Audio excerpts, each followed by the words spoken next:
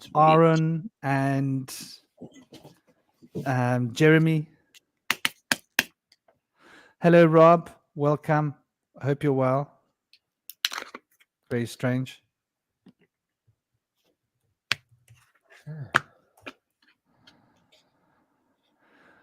Welcome to those of you that are joining us late. It's 9 minutes past. Okay, so we came 8 minutes late. Sending you all much love, peace, blessings, honor, respect. I hope you're all having an absolutely fabulous day. Ooh, what is that? Rosemary? Got some rosemary. Good Okay. old-fashioned rose. You smell Parsley, rosemary. sage, rosemary, and thyme. Remember me, my true love once said. Are you going to Scarborough Fair? Classic. I always remembered those 4 herbs from that song ever since I was a child. I think Simon and Garfunkel have a song with those. Is that the one, or is it different? Yeah. Yeah.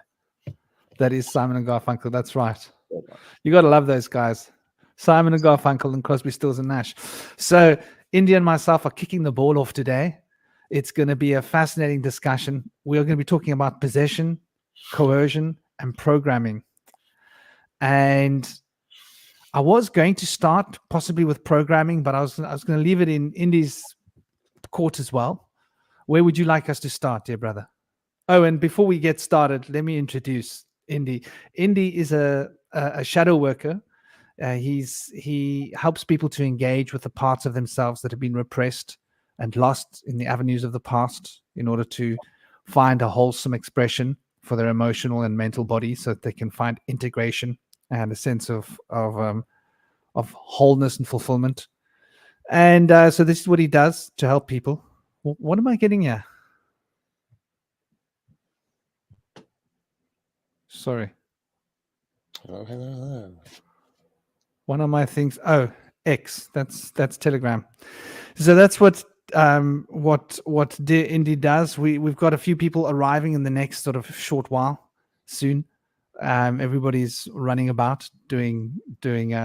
Jeremy's joining us very soon, and we've got Aaron coming as well, and we've got Stein Forks. So we're going to have a full house today, and our dear brother Indy Sage is one of our earliest members. He's been around since forever, since almost the beginning of time. Sorry that we're late today. I was running around with my little boy. He's got a sore tummy. I think his tummy is sore because his mother's been shouting so much. So I had to step in and say to the two of them, listen, line drawn. She must stop shouting and he must go and chill out. They were arguing like siblings. And it's very difficult for me as a father to have to get into the middle of a sibling argument between my son and his mother, which is just ridiculous as it sounds, what has been a pattern. So I think that has upset him a little bit. So I had to step in, and I often have to play dad, and then mom wants to play drama queen, and I just didn't have time for it. I'm just like, look, I'm not involved. This is I'm just laying it down. That's all. I'm stepping out. But welcome, dear Canuck brother. Welcome, dear Ismay. I hope you're well. Hope you're having an absolutely fabulous, fabulous day and an awesome weekend. And Indy, I'd love you to give a little more in-depth information about yourself. My generic introduction was short. Yes, of course. Thank you for the lovely introduction. Welcome, Pope on Dope. Welcome, Rob, Canuck, Esme, Pope on Dope. Great to see you all here. We're looking forward to seeing more guests show up in a little bit. And it was asked to me earlier what we should start with, and Franklin was saying programming was what he was thinking of, and that sounds great to me because, as he mentioned, I do shadow work. I've used shadow work for my own self-mastery, starting with near-death experience in 2007. And my life has been going spiraling up ever since. Sometimes you got to hit that rock bottom before you start climbing back up. And along my way, I found many spiritual tools, shadow work being one of them. And so I've come to learn to share the tools that have helped me to keep it fresh in my mind and stay grateful. And programming is a big part of shadow work. So it kind of goes back to our programming that's done between ages 3 and 7. At age 3, we begin to have long-term memories. And age 7 is the point at which we make a pivot from being programmed to having autonomy and independent thought. So during those times, we have programming that's done to us that can lead oftentimes to emotional suppression, which then leads to a shadow. But programming is obviously more vast than that and goes beyond emotional suppression. It regulates human behaviors, social behaviors, personal behaviors, all kinds of things, of course. So we can get into some of that. I'd like to start with talking about some of the programming involved in shadow work that would be relevant to the coercion that's put on us from socialization and indoctrination. So when we have emotional suppression, it is pushed on us through socialization by they celebrate the broken and they ostracize the woken. And so those who show greatness are shunned and they're ridiculed. And those who identify as weaker or identify as um, what they would say as humbled are celebrated. Um, this is kind of a process that began during the takeover of the Roman Empire when they started to establish the herd mentality. We used to have values of celebrate greatness and shun the weak during the Greco-Roman period, which was very hard for people unless you were on top. And so since that time, we've come to the herd mentality where we celebrate the broken. We want to protect the people that were discriminated in the past. But in doing so, we're now ostracizing the woken. And so in that sense, we're taking away the leadership that we could have had from being able to take guidance from those who have greater wisdom and knowledge from us. So that socialization process leads us to ways that are not good for the individual, not good for the collective. And such, they tend to shun, they will shun sadness in boys and ridicule them for being sad or crying. And they will shun women for being angry or opinionated. Um, and um, And so, in doing so, by shunning anger in women, they shut down a full function of the left brain, which is the rational brain. And by shunning sadness in men, they shut down full function of the right brain, which is the center for intuition, creativity. So, it's very hard for men to question things without intuition. And so, oftentimes, they will just choose a model to be a proponent of and just emulate others and just be a kind of a copycat. So, but women have more of an option to be able to have better intuition.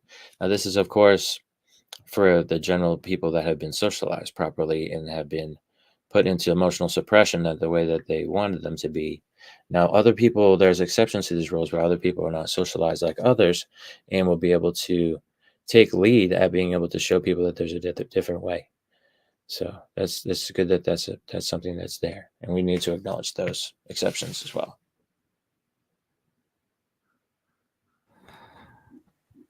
Okay, so we're into the deep end. Let's rock the deep end. Let's rock it. Let's roll it out. Let's kick the ball. I think you've really hit the hammer on the head. I noticed that when I was in school. Welcome, Mexico. Lovely to have you. And Pope on Dope.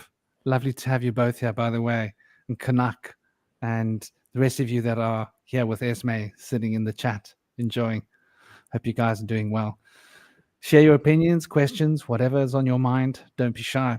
This whole socialization issue, I've noticed, is a big one. I was the biggest rebel in my school. In fact, I think I was one of the biggest rebels in my city of my generation. In fact, I know I was. And because I was well known in all the high schools, I used to do a lot of naughty things. A lot of people used to have the police at their house after a wild party happening. And who was throwing the party? That Frank guy. Frank who? Do you know what I mean? Like that Frank name came up a lot wherever the police were involved because we used to have big parties, booze. We were 15. and I had a huge network, and everybody had like millionaire houses because it was millionaire house territory. So I was like, well, you've got a millionaire house, and I know a million people, so let's have a party. And so we used to have wild parties. We used to make money. We used to sell booze, cheeky. We used to charge cover charge on the parties sometimes, normally not. So we used to like make a lot of money as 15-year-olds throwing parties, these wild parties that was not supposed to be for kids. But we were kids throwing the parties. We had a whole network. So I'm just saying that I noticed that a lot of the people that are free thinkers were like me. And it struck me when I was young that the people that were actually interesting and intelligent people that I could have fascinating conversations with were people that weren't normally high achievers in school. Not because they couldn't be high achievers, just because they couldn't be bothered with being high achievers because they were disillusioned by the system. And these were people that were often trying to be marginalized in some way by the system, by the schools, whatever. I mean, my headmaster tried to get me to leave my school a number of times. He asked me to leave 3 times. I said no. Sat me and my mom down with a long discussion about how I'm sorry to let you go, but you got to go. I said, sir, I don't see the necessary paperwork. It's not going to happen. I'll see you tomorrow morning unless you want to sign on the dotted line, but then you know there's your career down the tubes because I'll take you to the Board of Education. Are we done here? And that's how those conversations used to go. Unfortunately, a lot of people didn't know how these things work. They didn't have the time to do the research and understand how the Board of Education works and how expulsion and all of these things were supposed to be done properly. I was always quite sharp. But a lot of people I knew that were like myself, that were interesting, unusual, wild, free-thinking individuals are people that became self-propelled, self-employed, built their own businesses, and have found a certain measure of success in the world, even though they might not be necessarily materialistically minded people, which is interesting because, you know, I think that a lot of us as in schools, and I'm going back to the education here specifically because we're talking about programming. It starts when we're really young. I think there's a huge amount of pressure that's put on children. Welcome, Sirius. Hope you're good. Hope you're having an absolutely awesome day. Welcome to the space. So I think there's definitely this pressure that's put onto a lot of children to be good enough. And it's some children that, like myself, I was natural with languages, so I never had to do homework or study to do all right. And I had 2 first languages. And I did pretty well. I came first in my school for physics, but I didn't open a textbook. And there were other children like myself that didn't work. And they would just like, all that we would want to do is get like above the standard average, and we were satisfied. Just basically did no work. Obviously, chemistry I would flunk because a lot of the chemistry was based on what you had memorized, and I never opened a textbook. So physics was just for me common sense. Languages were just easy. Math was just something you could pass. And history was something that I wouldn't do well in. Because when I did answer a question, I'd be contradicting the nature of the question, disagreeing with what it was. I couldn't agree with history. In fact, I refused to open a history textbook since I was 14, just on principles of that I believed it was wrong. And I basically told the teachers, this is how it is. And they didn't like it. They wanted me to leave, but I said, no, I refuse. So a lot of children don't have that kind of gumph to just say, up yours to the teachers. I don't care what you think. This is where I feel. This is how I am. And deal with it. Deal with me. And then when the teachers try and tell them to go, they say, no, I'm not going. I'm not going without a fight. You want to fight? Have a fight. My marks are okay. You have no reason to expel me. So as far as I'm concerned, that was you just making a slur. And I think that the problem is a lot to do with fear, because children are ingrained with fear from a young age.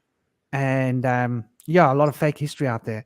So there's been a lot of programming since very young age. And I think one of the reasons I wasn't programmed like the other children were programmed was because I didn't like children's TV at a young age. I preferred adult TV at a young age. I was like, this children's TV is silly. It doesn't make any sense. It just seems weird. I'm not even going to watch it. I'll watch the adult TV. I'll watch like Clint Eastwood, other things that I liked, rather martial arts, Bruce Lee, and stuff like that. I was interested when I was young. And I do think that we've got to protect our children today in a really big way, because my son as well, I notice some of the classes that he has, it bugs me. Some of the part of the syllabus, and he's doing the UK syllabus, which is better than the CAP South African syllabus where we're at. But peace and blessings, Sirius A, Om Shanti, Shanti Shanti. I do think that we need to be able to take action and take a stance. South Africa is bringing out new legislation now. Okay, I'm going to start this off with what Indy was talking about just now with the programming and the social construction.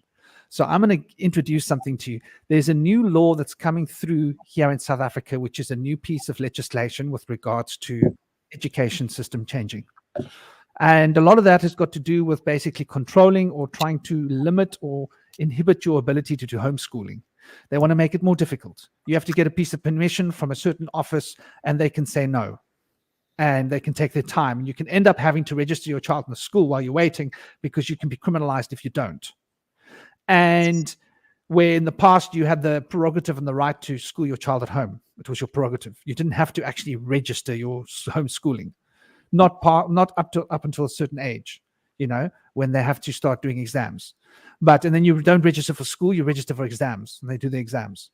But the reality here is that this piece of legislation has been voted through, and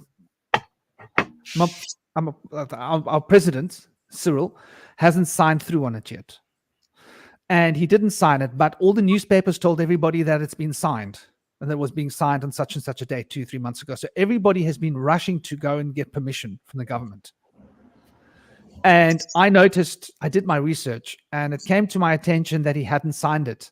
But none of the popular news broadcasting or official news broadcasters had mentioned that it hadn't been signed. And I found a single legitimate news courier in South Africa, which is about 20 years old, a proper news courier, registered news, not some online dodgy thing, that had actually released an article saying that he wasn't likely to sign it until after the voting. And that was hidden from us. It was only on the 1st of July that it was, or in the first few days of July, that it was actually released by other news agents that it hadn't indeed been signed, and why it hadn't been signed. And then about 4 or 5 days ago, last week, there was a response from the new Minister of Education calling for the bill to be sent back for parliamentary review once again, because it needs to be changed. So my point is, for the last 2 to 3 months, people have been living in fear of being arrested because they feel they need to go to the government to get a particular piece of permission when they don't. So the news broadcasters are in on it, right? The politicians are in on it. They lie to us. There are 33 or 34 bills lying on the president's desk that haven't been signed, but the rest of the country is operating as if those are the law. But they don't know that it hasn't been signed. And this is like a small detail, but it's causing people to seek compliancy when there is no recourse or no requirement to seek compliancy for whatever legislation they want to pass through. And then they can use the fact that so many people are seeking compliancy as a reason to say, well, we've already had like 5 million people asking us for this registration, so they must be happy with it. That's a good reason for us to go through with it. You see, this is how they work. They lie, they cheat, they undermine the Constitution, and this has been going on in all countries. So I think that what's going on in the schools is really fundamental. And this particular bill I mentioned is so important because it's happening in the schools here in South Africa. And the same kind of thing has been happening in other countries too. These phony elections are terrible. Like in yeah. the United States, they did that with healthcare during Obamacare. They was trying to mandate so that people had to have Obamacare, or they would have at least, or some kind of healthcare, or they would be taxed. Their taxes return would be severely taking fees out of there. It'd be diminished, and that's not democratic. That's socialistic. You can't force people to do things that they don't choose to do. Well, that's just it. We've been so well coerced that what happens is everybody starts seeking this compliancy because of complacency, because they've been trained to be complacent in schools. And because of the seeking of this compliancy, they use the excuse that everybody else has done it. Why haven't you? We all saw this with the face masking during the COVID thing. They're trying to Exactly. make everybody follow the. So they can get 70% of the population to wear face masks. Then they can start victimizing the people that aren't wearing face masks, saying, look, everybody's wearing them. They obviously want them worn. So you now are actually going against democracy. Look at the democracy at work. Everybody's wearing a face mask. Okay, they're wearing it out of fear because they're afraid they're going to be arrested if they don't wear it. And the 6-foot thing, denying people of oxytocin, people were getting so weird from not being able to touch somebody for a while. It really affects us. And that's just the beginning of it, you know. Look at all the fear propaganda that's been broadcasted with that whole armed trickery business. Armed trickery business. Circus stunt. It was a global affront to human health. And it's interesting, you know, how when we research, like even the World Health Organization was aware of the fact that the vaccines were not effective. And they had paperwork to prove it. And they did not inform people. They still went ahead with trying to help to push this vax passports for everybody. So there's definitely been a lot of trickery.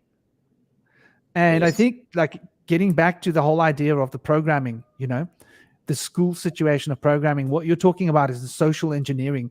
That is started when we were in school to fix a certain kind of programming, you know. For example, boys wear boys' clothes, girls wear girls' clothes. The way everything is done, it's all very, very much prescribed. And I think that we've reached a point now in society where we've become addicted to Big Brother, addicted to being told what to do, addicted to living in the shadows of an order or a prerequisite of what we need to do in order to fit in. And you got something interesting there, dear brother. Always got something. But yeah, so the programming issue is big. And then, of course, we got to look at, let's look at 2045.com. I think this is worth looking at. 2045.com. Do you know 2045.com, dear brother? No. 2045. Okay, dokie. Let's do it. Okay, and I don't mean karaoke. Sorry, please excuse my corniness. Share screen. Excuse me for being so sharp on the uptake and fast. I am not the fastest of individuals when it comes to operating software and stuff. So we've got this 2045.com for you, those of you that don't know it. Now, I've been aware of 2045.com less than 20 years. Let's see if we can find out when it was founded here. We'll have to go to the initiative founder. Is there a date there? No, there's not a date there. Roadmap. Where's their mission statement?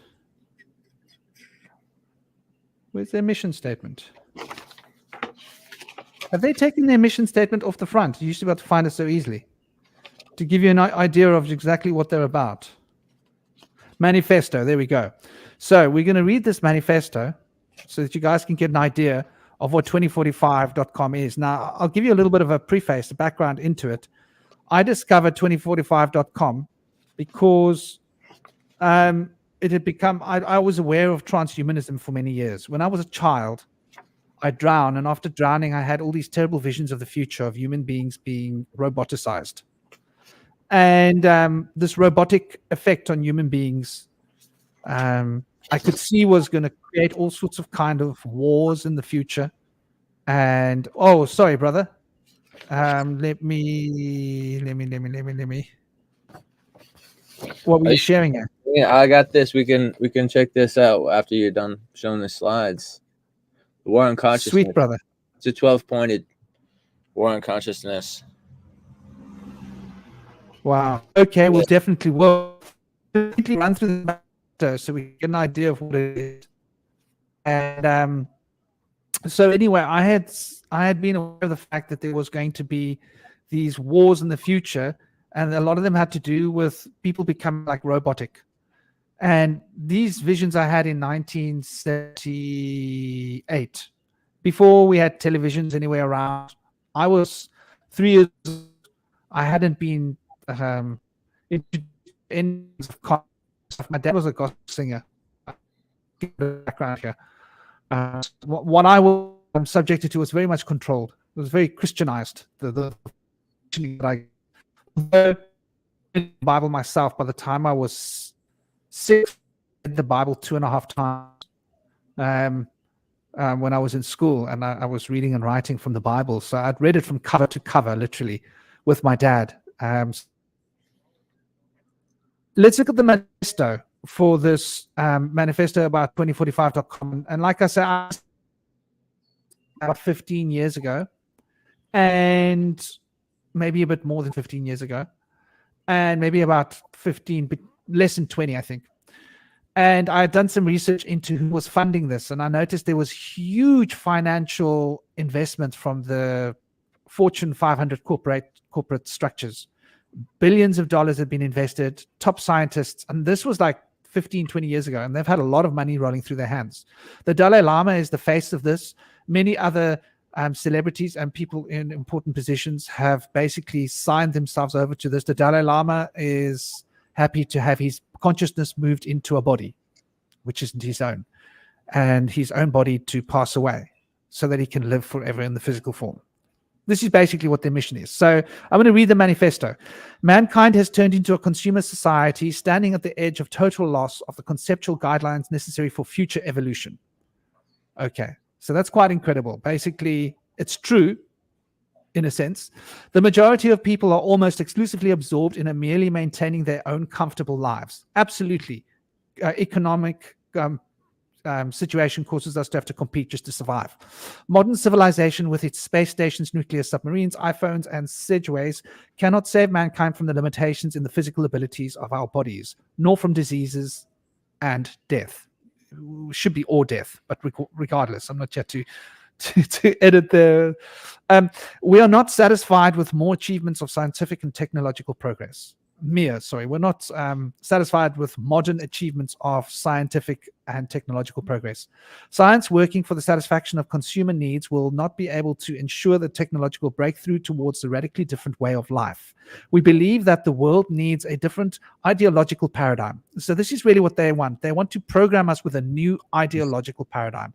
Within its framework, it is necessary to form a major objective capable of pointing out a new direction for the development of all mankind and ensuring the achievement of a scientific and technical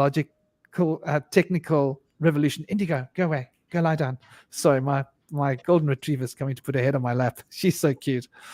The new ideology should assert as one of its priorities the necessity for using breakthrough technology for an improvement of man himself and not only of his environment. So basically what they're telling you here is that they want to use technology to improve us physically.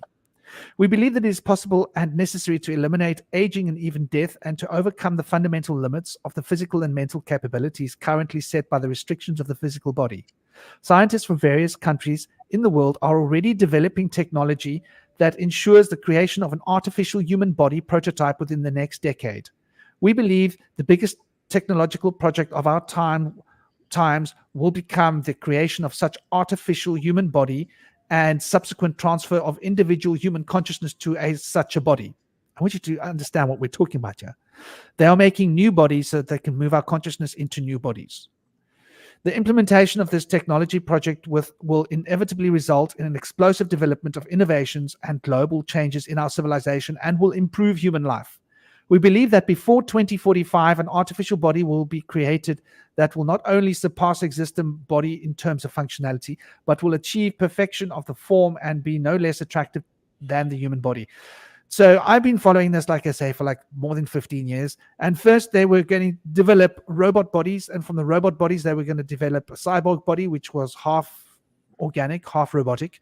And from there, the goal was to move to genetically engineered bodies, which were synthetic but organic. This is what the 2045 body is that they're talking about, and you can go and research it. There's a lot of information available. If you go through their site, they've got a lot of resources. People will make independent decisions about the extension of their lives and the possibilities for personal development in a new body after the resources of the biological body have been exhausted. The new human being will receive a huge range of abilities and will be capable of withstanding extreme external conditions easily: high temperature, pressure, radiation, lack of oxygen, etc. Using the neural interface, humans will be able to operate several bodies of various forms and sizes remotely. We suggest the implementation of not just a mechanistic projection, Josh, give me a minute, to create an artificial body, but a whole system of views, values, and technology that will render assistance to humankind and intellectual. I love you more than anything in the whole world. You sleep well, my darling. Thank you. You go get into bed. Josh, I'm busy. Okay. I love you. Good night. Hello, my name's Joshua. Okay, my boy. You go. That's my little boy. Where was I? We suggest implementation of not just mechanistic project to create an artificial body, but a whole system of views, values, and technology. So they want to change our views, our values, and technology, which will render assistance to humankind in intellectual, moral, physical, mental, and spiritual development. I want us to grasp what they are saying. They want to rewrite our entire social paradigm, our entire social structure. We invite all interested specialists, scientists, politicians, mass media personalities. Mass media person. Oh, you mean people like Joe Rogan? Yes, people like Joe Rogan. Okay. Philosophers, futurologists, and businessmen. Businessmen? Well, who's going to become the new employers of the future? And will employees have to get chips in their heads or upgraded in order to be able to get jobs? You see how clever this situation is. Businessmen to join the 2045 Strategic Social Initiative. That's what they're calling it. We welcome all who share our vision in the future and are ready to make the next jump. So the objectives: to achieve support of the international community and create conditions for international cooperation of interested specialists around 2045.com, 2045 initiative. To create, and the second one is to create an international research center for cybernetic immortality to advance practical implementations of the main technical project, the creation of the artificial body, and the preparation for subsequent transfer of individual human consciousness to such a body. To engage experts in the selection and support of the most interesting projects in the quest to ensure technological breakthroughs. To support innovative industries and create special scientific education programs for schools and institutes of higher education. You see, they're getting into our education system to put this out there. And it gets even better. To create educational programs for television, radio, and internet, to hold forums, conferences, congresses, and exhibitions, and to establish awards and produce books, movies, and computer games, with a view of raising the profile of the initiative and spreading its ideas. When they say spreading its ideas, they mean its ideology. To form a culture connected with the ideology of the future, promoting technical progress, artificial intellect, multi-body, immortality, and cyber organization. Now, if this doesn't scare the hell out of you, then you didn't get the memo. I think this is really, really important for us to grasp just exactly how dangerous this particular ideology is, and that they're using computer games and movies. Now, this initiative has been around for a long time. Now, can you understand why businessmen have to be a part of it? The people that invest money into movies, right? They need to have the people with money becoming a part of it so that they can control what producers will produce films-wise. Have you not wondered why there's so many AI films and why AI has taken the world by storm? Haven't you wondered why there's been so much investment into Tesla, investment into Elon Musk, who used to be worth $7 billion and is now worth what? Not quite a third of a trillion. Is he worth a third of a trillion? From 7 billion to like 300 billion plus is not bad for like 4 years' work, is it? So, do you know what I'm saying? There's a lot of money moving into the tech industry, and it has been for the past 15 years. So you can see who's been pulling the strings. And by the way, I have a lot to say about this neuro implant, and I believe that a lot of the researchers come from these teams that have been researching it. And I believe that Elon Musk has had his fingers in that pie since the beginning, and hence why he has gotten so much support for his other projects, which is building robots. Most of his money comes from building robots, scaling up. All of those jobs that are going to be taken away from the rest of the world are going to be taken away because of the robots that have been built by Tesla. Just food for thought, because he builds them million at a time. That's why he's so rich. And of course, the Neuralink is a big part, because you're going to be able to control a whole lot of working labor force via a Neuralink, you see? And that Neuralink will give you control of an AI system to be able to direct its resources. So I don't know, what do you think, Indy, about this whole notion? Yeah, it's terrible. I'm actually writing a novel about this, and I could see where it's going, but you see a lot of other novels where in the future these walled societies are established when everything else is collapsed, and then you get the barbarians on the outside, and they get the people in these walled cities where these people are just drones. And there's a few of them. There's Equilibrium, there's A Brave New World, there's that one where they can't see any color. I can't think of the name of that one off the top of my head. But there's a few of these, and they're pointing to something, that there's some people that are going to go along with the grain, no matter how ridiculous it gets. And in Brave New World, they no longer make children, they no longer have feelings. And in the other movie that I mentioned earlier, where they can't see any color, I don't think they have feelings either. And so when they start to learn to have feelings again, they can see colors. Yeah, everybody thinks they're crazy and stuff. And the same thing in Brave New World, when they talk about a natural born baby, or they talk about having feelings, everyone ridicules them. Also, they're not allowed to love anyone. They have to only date people for, one night flings. And it's just, they're kind of pointing at what we have lost and what we're going towards. Because, in the past, like, there was arranged marriages, and people live with their extended families, and they would marry off their daughters. People would give the family a dowry. But now, it's become almost the exact opposite of that. We have people in nuclear families now, not extended families, after the Industrial Revolution. We have people now having multiple marriages, multiple children with different marriages, people that have lost their children that have to pay and are not allowed to see their children. It's very sad.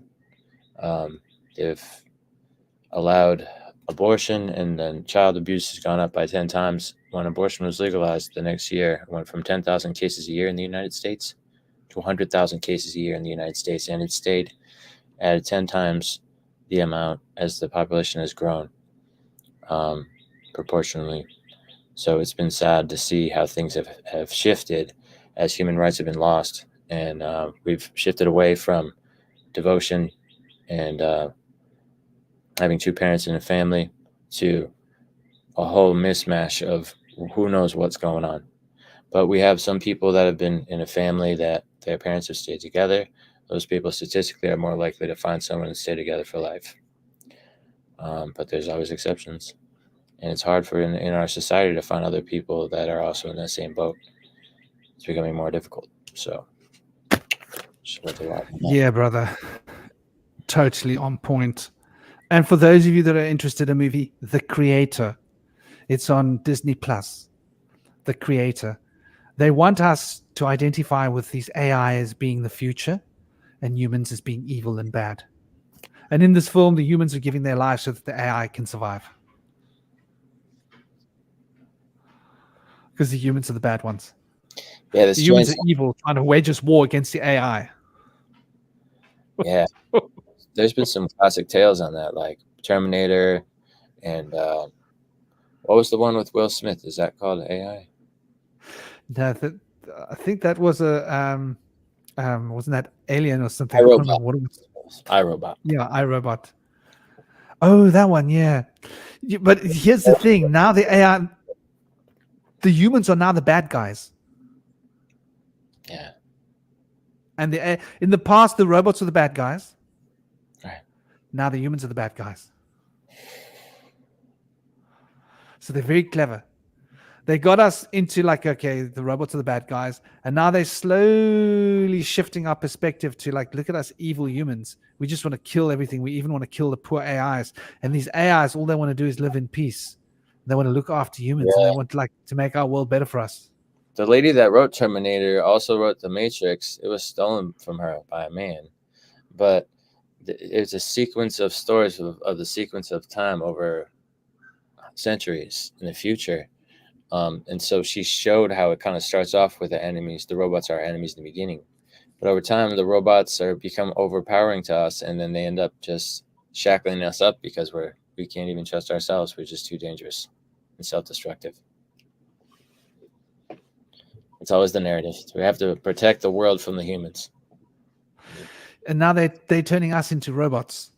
Yeah, and they're turning the robots into thinking AI systems. Yeah, and the 12 monkeys, they were just trying to wipe out humanity with a virus. So you were going to show us something, brother.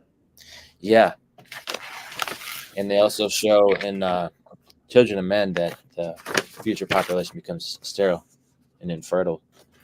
So there's definitely many possibilities, and you got to think that this could be a psyop when they're talking about, do you want to switch into a cyborg body? It's going to be awesome. That might be a way to create genocide and make these fake pretend bodies that have a new fun life. Who knows what's really going on? Now I have a list of 12 aspects of the war on consciousness. Now I know this is coming out backwards on the screen, but I'm just going to read them off to you guys here. Number one being obfuscation. And so I'm going to read these off the page. It's just hard for me to read my handwriting backwards right now. I tell you what, if you go into your settings, click settings. Uh-huh. And when you click settings, there'll be an option for camera. And then it will say mirror camera. Just tick that box. Oh, good. And when the mirror camera is on, then you'll be able to... Now we're talking. All right, so you have obfuscation. Screens filter our attention to the hypnotist in one's living room and or pocket. So it has right here, as far as obfuscation, good is reflected as bad, masking of white as black, and vice versa. And so with obfuscation, there's in all realms of our indoctrination and socialization, what's actually bad is considered good to us, and we're taught that it's good. What's actually good is considered bad to us, and we're taught that it's bad. So nature is considered bad and evil. And we're also taught that the dark is evil, scary thing that we should avoid. Also, chaos is considered bad, a world without rules and people lording over them. We're also taught that like individuality is bad in a lot of ways, even though it's kind of celebrated now. In some ways, they're kind of compensating for the fact that that's been shunned for so long, and people want to be able to have a taste of it. But we're really driven by our egos and our identity of our role in society. And so when we identify who we are, it's very common that people identify with what they do for an occupation as opposed to what their passion is. And for those lucky few that have a vocation and they do their passion for a living, that's the beautiful thing. They can have both of those going on at once. And so oftentimes we fall into that role of the ego, of our social role, and we're not really aware of ourselves. We don't have self-knowledge. We're not really, if you're not doing something you enjoy, you're not following your passion, you're doing something that's a sacrifice, a self-sacrifice. Are you doing that for your family? Are you doing that for your society? Are you doing that for your community? Those may be, valued things and commendable, but ultimately for our own well-being and for us to be a better person, more fun to be around, we want to be able to have happiness, and we want to have self-understanding.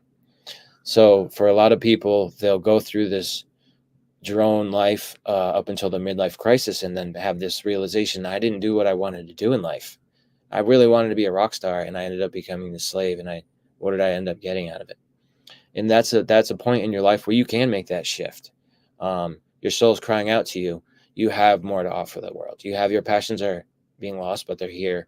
But this is like your last shot. If you're not going to go into doing what you love and find your passion now and find that happiness and offer your unique gift to the world, then you're going to go back to doing your role. And sometimes that's all you got. And those people that end up having to do that, I value that they're able to do that. I appreciate those people in the world that are, having to take that role. That's all they're able to achieve, because it is a very shunned thing to be able to establish self-awareness in our society. They don't really give us the guidance to be able to find the tools to develop it. It's really not something available through Christianity, through science. In science class, in personality psychology courses that I took in undergrad, they taught us that we don't actually make any decisions. All of our decisions are the product of a chemical reaction. And so we don't actually have any free will. We develop a certain way because of our environment, and our personality is a result of our environment. So that's pretty sad, if you're trying to tell people that there's an aspect of personality, and this is how it works. They're taking away our ability to know how to see. And if you're a man and doesn't have your full access to your right cortex and doesn't have full intuitive capacity, it's going to be hard to question that and think, oh, wait a minute, they're saying that I don't have any free will, which is some people that's a good option. Oh, I'm not responsible for my decisions. So that can be a really bad thing that works out bad for the individual. It works out good for the state, because if you're not holding yourself responsible for your decisions, you can end up in the system, which is where they're probably trying to put you into. But if you're able to question this and think, I'm responsible for the decisions I make, and I have free will, and my decisions can enhance my life or they can lead me to detriment. So if you can believe that, then it allows you to know that the decisions you make can have an impact on your life. And that's a good thing to learn. So academia is not really trying to allow people to see that.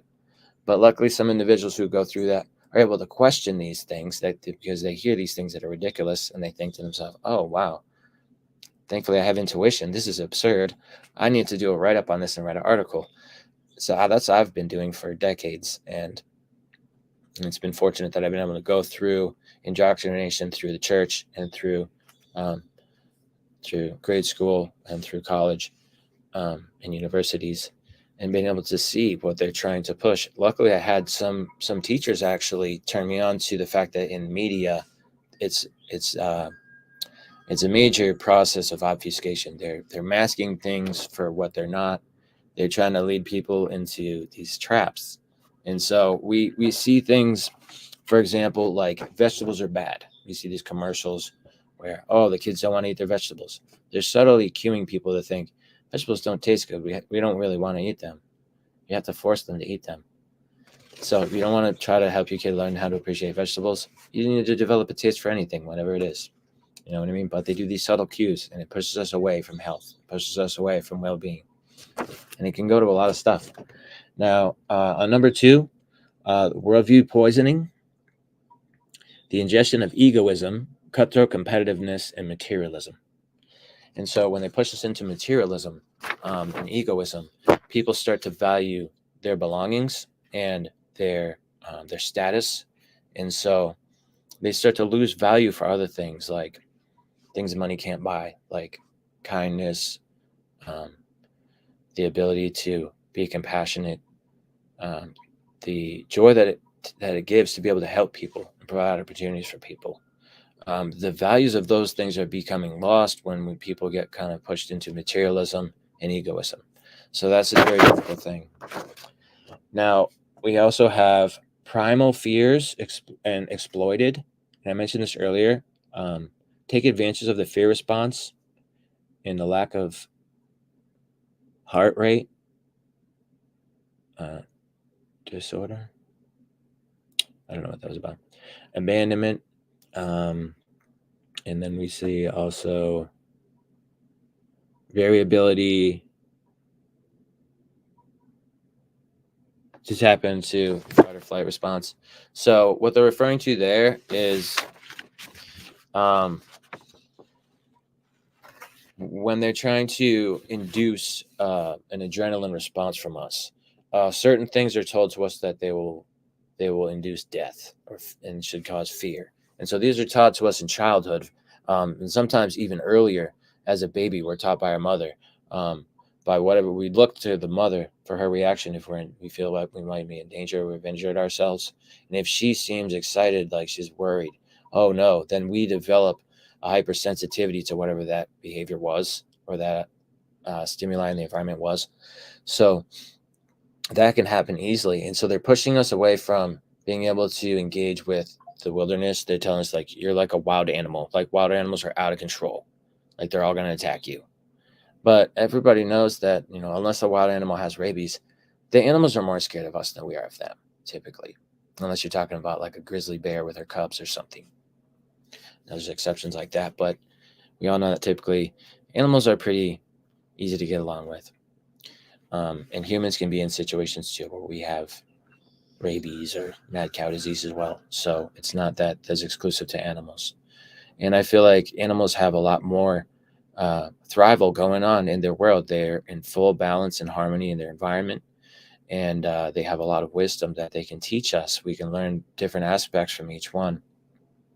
I've been getting a lot of signs from the deer and the elk today. And so I wanted to mention that the deer and the elk, for example, could give us guidance towards valuing our stamina to persevere through challenges. Like if there's a wolf chasing them, they're able to, with their stamina, just keep going uphill steadily. And if the wolf can't catch up with them right away from his quick spurts, they're able to just outrun him by just keep it going and keep moving up. Even though they're trying to pull you down, you can just keep it going and stay on your course. Keep the higher ground. It's easy to be brought down. It's easier to come down, to let people bring you down to the lower level. They see you going somewhere good, they're going to be jealous. They're going to try to bring you down like moths to the flame. But if you can keep a good head on your shoulders through that and be able to keep your chin up, you can bring yourself to a better place, and you'll be able to lead those people to a higher place. But when you let people bring you down, nobody's going to get ahead. So the deer or elk sign can be a good message of that. Can be a valuable asset in your life if you see one. You're bringing up some really lovely, interesting points. And Rob pointed out something about, having more resources can make one more able to be generous. And Kanak was speaking about spiritualism suffers when people focus on materialism. And going back to the point you were making about confiscation. Is that right? No, obfuscation. Sorry. Confiscation. I was like, oh, that doesn't sound right. But it makes me think of confiscation, But obfuscation, I think a lot of our spiritual traditions have been twisted in this way. And a lot of our spiritual values, ethics, precepts, and our ideologies have been shaped in modern times to be in alignment with certain kinds of worldly affairs. And I think we can thank a lot of the modern printing press for this, because who has been able to go into print has been able to put the information out there. And so even though like the new age seems like a free operating, good night again, Joshua. He's going to come say good night every 10 minutes. It seems like a free space. Big kiss. 2 good nights is better than 1. Good night again, Joshua. Good night. Please let Daddy do my show now. Oh, yeah. I hope his mother doesn't let him watch too much telly, or YouTube, whatever she puts on for him. But yeah, I mean the printing press Yeah, exactly. Like Rob is saying, the printing press is a double-edged sword. There's a lot of good stuff that comes out of it, but it's also very much being driven by certain financial interests, certain people in certain positions to be able to make certain decisions based upon the investors. And it's generally all the big corporations, it's all the same investors, right? The same group of billionaires that don't invest all their money in one place. They like to keep it flowing. They like to keep it, liquid. So they've got their money in different pots so that they can play with the pots. They can crash that pot to make that pot go up. And they can all play a little game and get together in a little office and go, hey, if we crash that pot and we all put our money in this pot, we're all going to make more money. And so that's what they do, sadly. But I get this feeling that, the fear-mongery is probably the thing that we know best. Ever since I was a child, I couldn't watch the news because for me, the news was ridiculous. They're gonna report that there was like a plane crash. They're gonna report that there was a ship that sank. They're gonna report that there was a fire. They're gonna report all the bad, scary stuff at you repeatedly, bombarding you with all the horrendous news. There's another war. There's people passing from this world. There's this suffering happened. This has happened to the economy. The economy's dying. Well, excuse that word, but it's a consistent bombardment of fear. And ever since we were young, it's been that way, and it must have been that way since before we were on this world. So I think the fear thing is what basically makes it easy for them to obfuscate, because when you're afraid, your brain shuts down its ability to think coherently and logically, because your triple burner becomes overactive, and so you go into fight or flight response, emotional instinct response. So I think that a lot of these things that you're mentioning are very connected. What do you think? Absolutely.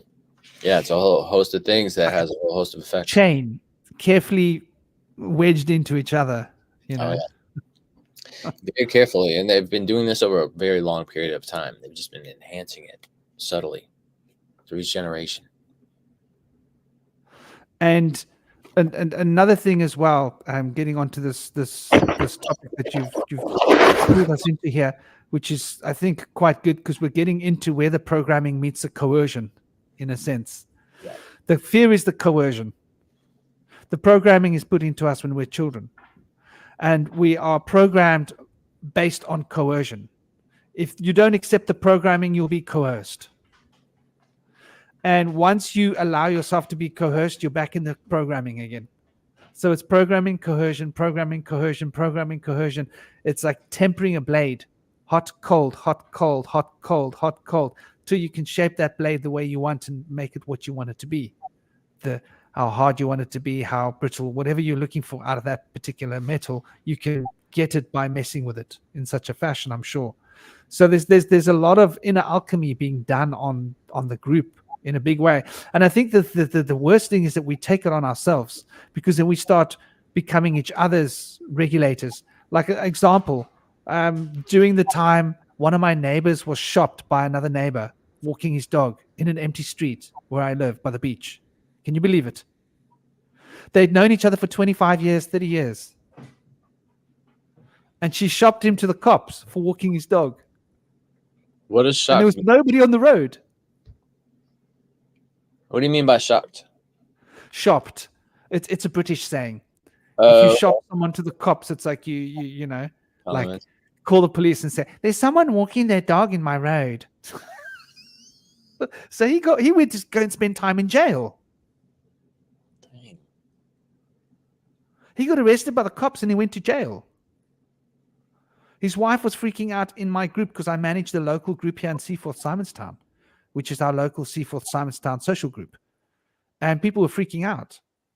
And some people were saying, yeah, well, he shouldn't have been out there on the street. He was breaking the rules, because they were too scared to go out for a walk.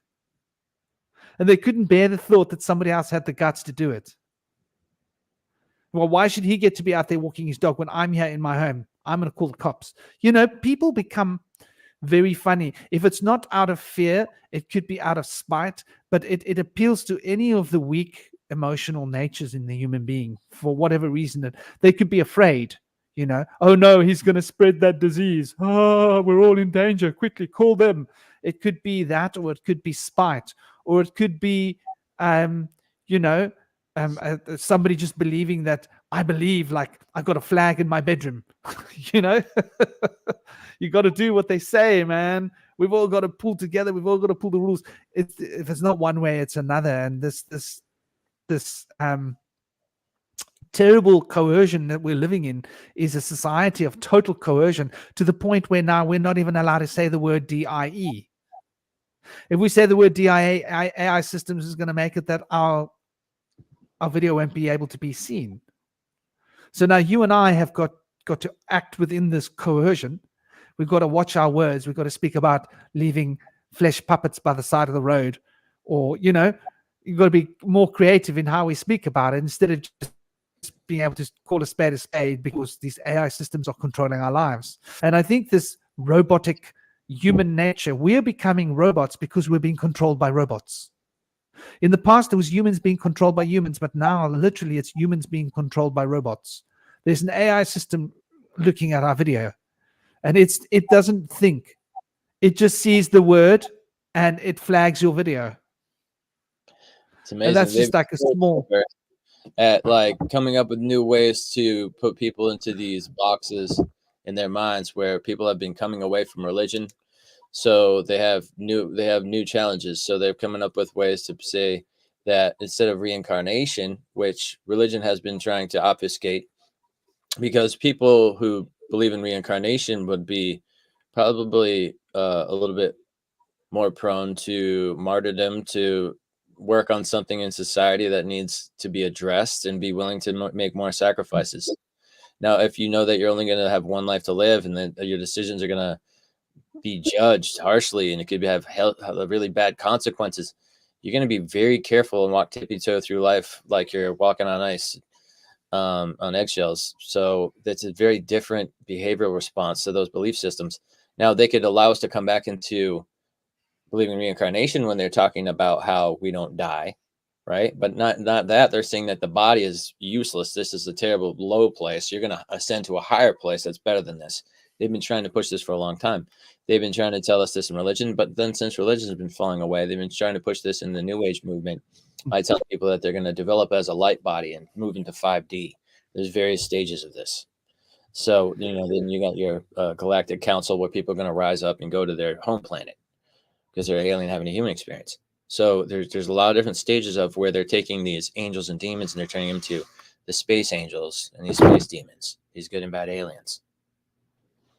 So I think what you're saying is so true. Escapism is what we're being driven with, and the escapism has got to do with the fact that we can't face the fear that we're living in this world that's completely out of control. Yep. And by out of control, I mean that there are a small group of people that are in control, and they don't have our best interests at heart. But Mexico asked a very interesting question here, and I think it's quite relevant. It's, why are we as humans so pulled towards the fear and drama, like stopping to watch a car crash? And this is very interesting because, you know, whenever there's something that happens, there's always 1,000 people there waiting to watch. Well, what are your thoughts, being a shadow worker and all? Yeah, people are drawn to danger and conflict and stuff, and they want to watch the fight, want to see the accident, they want to see people got hurt. Because oftentimes when we're seeing these things happen, we have mirror neurons, and then we think to ourselves, what would I do in that situation? Or, oh my God, how could I avoid coming into that situation? So I think those situations can be a learning experience for a lot of people, subconsciously. And so they're kind of drawn to the mystery of like, what happens when things go wrong? Oh my God. They want to be able to see it and feel it out. And there's an excitement to it. The whole crowd is like, oh my God, let's all watch this together. And I feel like somebody has pushed people to want to watch all that stuff. And so people have joined in. But maybe that's just human nature. I'm not sure. But I personally, I'm not drawn to a crowd. I'm not drawn to a crowd in panic. I'm not drawn to a crowd in a fight or an accident. I don't really want to see what's going on in Rubberneck, and I don't really want to get involved. You know, I feel like that kind of stuff happens is unfortunate. Those people are having a private experience. They don't really want people to see them or mock them for what they're doing or judge them. if I can be of assistance and help somebody in a situation like that, I will intercede and mediate the situation if I can. And I think that's valuable. If people can be taught to mediate a situation and protect their opponent in a combat situation as well as themselves, as people are often take a vow of honor when they take martial arts, I think people can learn how to approach those situations much differently and use compassion. And Rob mentions a point that he said those words twice, and I didn't really fully get where he was going at when he said didn't earn it, but now I'm seeing it. Well, an urn is where you put a flesh puppet after you've burnt it. So when someone says, you know what, I'm done with this flesh puppet, you set fire to the flesh puppet and you put the ashes into an urn. And so these words didn't earn it have so much more meaning than what meets the eye at face value. And the whole powerful didn't earn it mentality that comes with it. Like, you have to earn it in this world. Why does that bird have the right to eat the seeds? It didn't earn it. That cow didn't earn the right to eat that grass. You know what I mean? So we're living in a very deranged society where everything is related to life and flesh puppetry. Sounds a bit weird, doesn't it? But and earning is a very interesting concept. Let's look at this for a moment. Let's look at this programming, how bad the coercion related to the programming is. So we all seek employment, right? Which means you have to fall for a ploy, right? And the ploy that we fall for is employment. We become employed so that we can do things and other people can get benefits from what we're doing more than what we're getting. And we get employed so that we can earn, this is where it gets funny, in our undertaking, earn a living. Mm-hmm. Like, you don't have the right to live. You need to earn a living. You need to create destruction, an unlife that can go into an urn in order to earn your living. Giving in a living, you've got to be prepared to take life to have life, is what they're saying to us on a very specific level, which is interesting. And it comes back to the whole thing about eating vegetables. Like, I'm so proud of my little boy. I put him on a scale the other day, and he's weighing like 35 kilograms plus. And he hasn't even turned 8 yet. Wow. And he's not overweight at all. He's suddenly gotten a bit taller. He's just got a really nice build. He's really strong, got a good build. He climbs the mountain a lot, so he's quite physically strong. But my point is, like, he eats fish a few times in a month. Otherwise, he's wholly vegetarian. And he was vegetarian for the first 5 years of his life. And he started having a bit of fish once in a while. But normally when he eats fish, it makes his stomach feel bad. He ends up vomiting. He likes sardines. He had sardines 2 weeks ago. So, like, a few times in a month, he'll eat sardines. You know? Because I kept telling him he mustn't eat tuna because it's full of mercury and it's going to make his brain rot. I was telling him, like, if you're going to eat fish, eat sardines. Eat the smaller fish. They have less poison in them because it's I think the sardines have got probably about 1/10 of the mercury content than tuna. Yeah, it's about that much of a difference. So if you're going to eat something with mercury in it, make sure you're eating the better one. But another thing about sardines is they don't smell. Rob mentioned he didn't like eating fish. The smell of fish. When fish come out of the sea immediately, they don't stink. Within about 4 or 5 hours of fish being out of the sea, they stink. Once they are not living anymore for about 4 or 5 hours, they start to degrade very fast. And the bacteria sets in. And that smell that you're smelling, that fishy smell, is bacteria. So generally speaking, when people are eating fish, they're eating bacteria. Unless it's fresh. I mean, here in Cape Town, where I live, people can go to a restaurant where the fish are caught at 6 a.m. and at lunchtime, you're eating the fish from this morning, which is about as fresh as you can get it anywhere in the world. But that's not normally the case. Normally the case, it's been in refrigeration, it's been in trucks, it's been transported. The fish have been out of the water and not been alive for like a week before one eats them, normally. So I think that there's a big part of our bodies and our health being looked at there. I don't think we're supposed to eat things that aren't fresh. Vegetables, they don't degrade like that. So it's interesting how, this war on vegetables, war on good food. Although I want to point out here that vegetables aren't necessarily safe either, because now they've recently learned how to put vaccines into vegetables. Yeah. Do you know about how that works? I don't. I'm scared as hell. They're Like, able this to- is a heavy form of coercion. This is physiological coercion of your molecules in your body. Yeah, see, they don't have any control over in the FDA over the bacteria that's exposed to the food. So they're putting the genetic engineering on the bacteria for the virus, and then they're exposing the plants to that bacteria, which will carry it. And so it can be labeled as organic and have this bacteria. And do you know why they can do this? They're using loopholes. They've got a lot of funding, come up with ideas. So, but in order to do this, they had to ban. There's certain kinds of defenses that people used to use on their plants that have been banned. And I know this from growing herbs, green herbs, the kind of green herbs you like in your jars. That they're very strict against certain kinds of fungicides.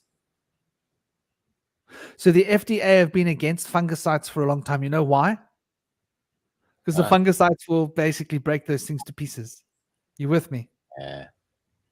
So you're not allowed to use fungicides in your farming because the fungicides will make that inept. The fungus will they will eat all of that bacteria. And they will digest them back into their components, and they won't actually get into the plant as they were meant to. So now there's a really good reason for why fungicides have actually been demonized by the FDA. And it's become a global thing. I don't know if fungicides are legal in South Africa. Let's check. Are fungicides legal? I bet you it's not, because the FDA have made this sort of mission. Fungicides legal South Africa. There are probably some that are, but I would reckon it's very controlled.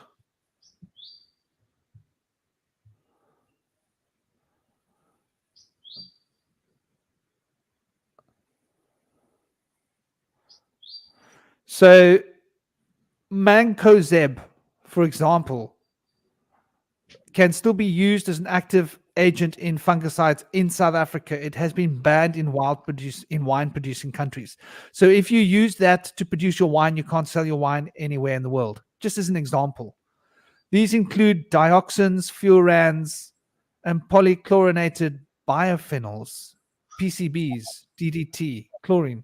So they are listing fungicides with DDT, chloridine, aldrin, dieldrin, and endrin, which are like heavy chemicals. But a fungicide isn't quite the same. It doesn't operate in the same way, does it? We have Stein Fuchs with us. Welcome, dear brother. How are you doing? I hope you're well. Sending love. I'm good. Thank you. Thank you for letting me join once again. This is a We've got Stein here. Stein's a lovely brother. He's got his own show, and I'm sure he'll tell you about it in a minute. He's a pagan, working with pagan traditions, and he's been a podcaster for as long as I've known him. He's a lovely brother. He's got an open mind, and it's an honor to have you on the show, dear brother. Do please plug yourself. You can find his channel in my recommended channels, by the way. If you just click on recommended channels, you'll see him there. He's Stein Fuchs. Yeah, well, thanks for having me on again. I go by Stein Fox pretty much anywhere online. I am the Jarl of the tribe of the Greyhorn Pagans. You can find us on our website, www.greyhornpagans.com, and together with my wife, Fire Faye, who goes by Fire Faye, I should say, I am the host of the Greyhorn Pagans podcast, which you can find on YouTube, Rumble, and all bigger podcasting platforms. Well, thank you for joining us, dear brother. We were just talking about the cohesion and the way the programming and the coercion are fitting together, the way we've been coerced by states and by, various transhumanist agendas, the way spirituality, much of the New Age is a form of subjugation. Did I say the word right? Not subjugation. Subjugation. No. Obfuscation. Obfuscation. Oh, my brain. It's a form of obfuscation. They've been playing this game with us, getting people to become, charged up, looking for an escape. The aliens are going to take us and put us in a spaceship and take us to another new world that's all pretty, and we'll leave this world behind. And we don't have to be responsible for what we do on the day to day. We don't have to take ecological, ethical responsibility for the way we live our lives. We can just be perfect little consumers and wait for the moment till the spaceships arrive, book our seats, and off we go. Or we can go to the Catholic priest and we can pay him. How much is it going to cost? I did a few sins. I did like bad stuff. It's going to cost you that much. Boom, debt paid. Good. My seat in heaven. I mean, if it's not one way, it's another. So there's been a lot of this sort of confusion that's been spread in a lot of the spiritual circles as well. And of course, paganism has been demonized. I suppose that's a very interesting point when we're looking at coercion and fear. I mean, if you look up the definition of pagan on Google, I copied the literal definition in my book as well, The Pagan Revival. Basically, what you get is a non-believer / devil worshipper. So either like a nihilist or a devil worshipper, or equal to an atheist, just everything bad, really. While paganism, I mean, it was used initially as a derogatory term, paganus, the people from the country, so the uneducated, if you will, because all the educated people and all the rich people, they live in the cities. They are the educated ones. The people from the country, those farmers, those heathens, literally people from the heath, same definition. What do they know? They don't read books. They don't read the manuscripts. Well, that's because they don't have to, because they literally live with the gods. They live among them. They don't have to believe in fairies, if you will, because they know they exist because they're all around them. But yeah, it's very much used initially as a derogatory term. And of course, Christianity first got a hold in the cities, not as much as a proper religion, as more a tool of power. Because if you have the backing of the church, you can do a lot. You can do a lot, and you can prosecute a lot of people who you don't like. Just tell them, just say that they're devil worshippers, say that they're pagans, and well, there you go, demonized. And I mean, the church has your back. You're good Christian or Catholic or whatever you are. And it's still, less so now, but pagans are still very much looked down upon, and we're so often told that our gods are just demons in disguise. We worship false gods at best, and that's acknowledging that they're gods, but they're false gods, of course. And at worst, they're demons trying to trick you in worshiping the devil. I mean, I hate to break it, but I can tell you that the pagan faith, that Germanic paganism, Norse paganism, whatever kind of form of European paganism, whether that be north, east, west, or south, it is older than Christianity in Europe. And yeah, Christianity, I mean, I'll give it to them. Some of their churches or the larger cathedrals, absolutely stunning, absolutely amazing artwork and all of that. I'll give them that much. But Germanic paganism, Norse paganism, Roman paganism, whatever kind of polytheism, basically the belief in multiple gods, to me will always be the true religion or true faith of Europe. Well, it's very interesting because this is another one of the classic examples of obfuscation that they've done to us in order to program us and use coercion of fear, evil, oh, hell, oh.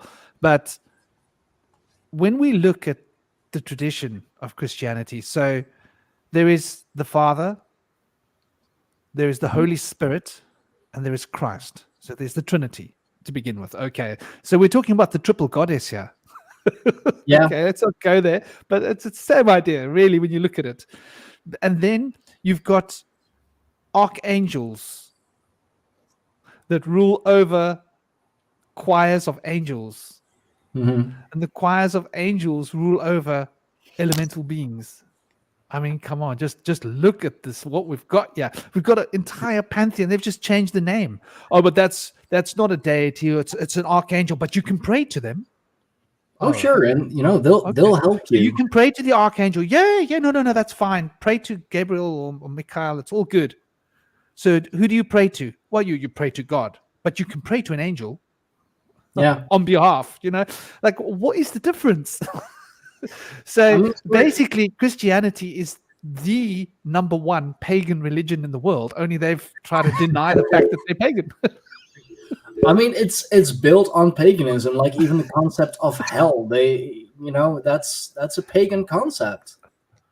I mean, just it's not a realm of fire and brimstone and eternal damnation. I mean, it's not our favorite place to be. It's still, not the realm that you necessarily want to end up. You'd rather go to Valhall or Folkvanger or any of the other realms. There's so many different realms and so many different halls, which is another thing you'll see in Christianity, like multiple layers of heaven, multiple layers of hell. Just look at the Divine Comedy. But it's very much like they copied that from paganism, from Germanic paganism, Norse paganism, and made it worse than it already was. Like I said, it's not the most pleasant of realms to be.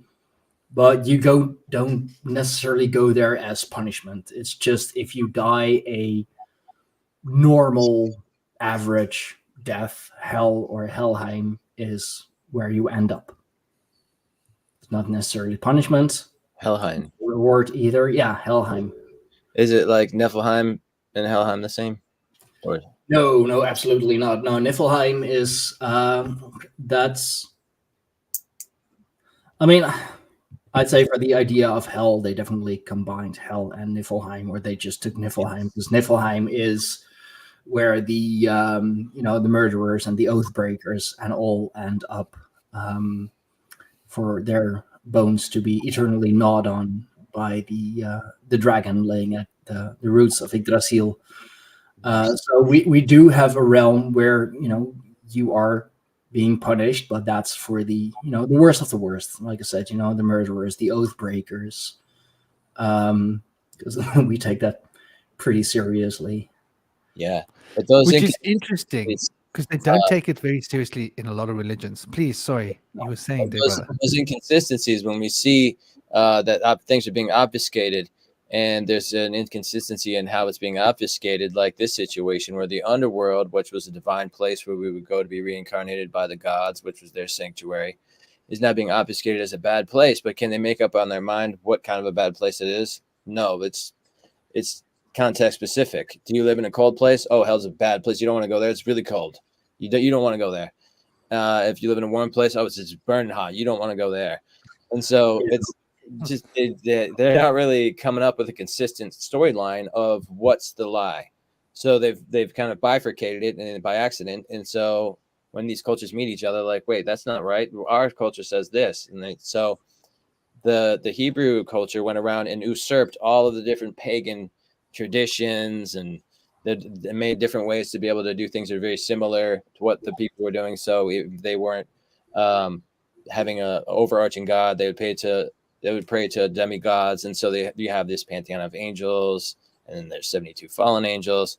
There's so many different aspects of it that have been adopted from coming across another pagan culture, where they had to come up with an alternative culture and come and put a little bait to draw them in, use some of their concepts, some of their words. So the idea of hell in Christianity is a very prominent word that's used in their sermons. It's not even written in the Bible at all. It was used to take over the pagan people during the time of the Roman Empire. They made them their soldiers, and a lot of times. And then when the empire fell, the Norse people came over the Danube River, and they took over the empire after they poisoned themselves with lead. But when they made up these stories, they're hiding something that's something that should be acknowledged here. The underworld is a place that is a sacred place. Now, we've had it flipped in our minds when they flipped from the sacred matriarchal views that came out all up until about 6,000 years ago when we started the fallen patriarchal views. They started to show that when we die, we go up and out, like male ejaculate would go up and out. Instead of going down and in and through, like in the Sacred Mother, it goes in and through and then comes back out and reemerges from within. So the way that the whole entire landscape of our worldview has changed is imbued in that. And so we need to start to question that again and think, what is really going on in this underworld?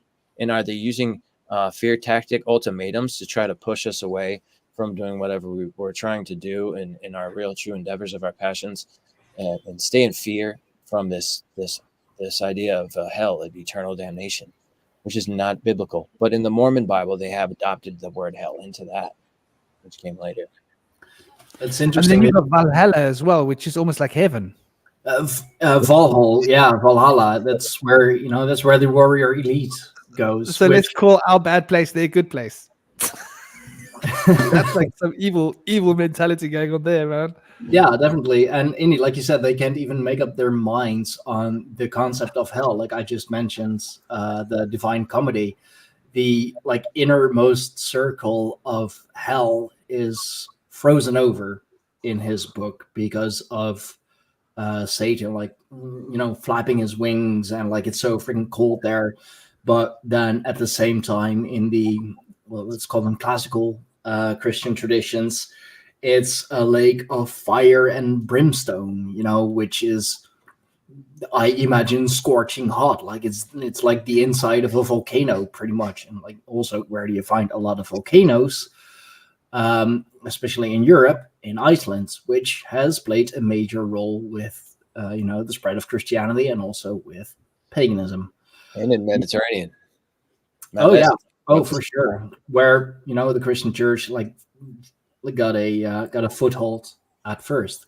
And it's funny that you mentioned that the Hebrews took so many different traditions and religions, because the Romans did the exact same thing. It's just they didn't twist them into something else. They just adopted them. That's how you got, I believe it's over 200 different kinds of gods and goddesses in the average Roman pantheon. I believe you have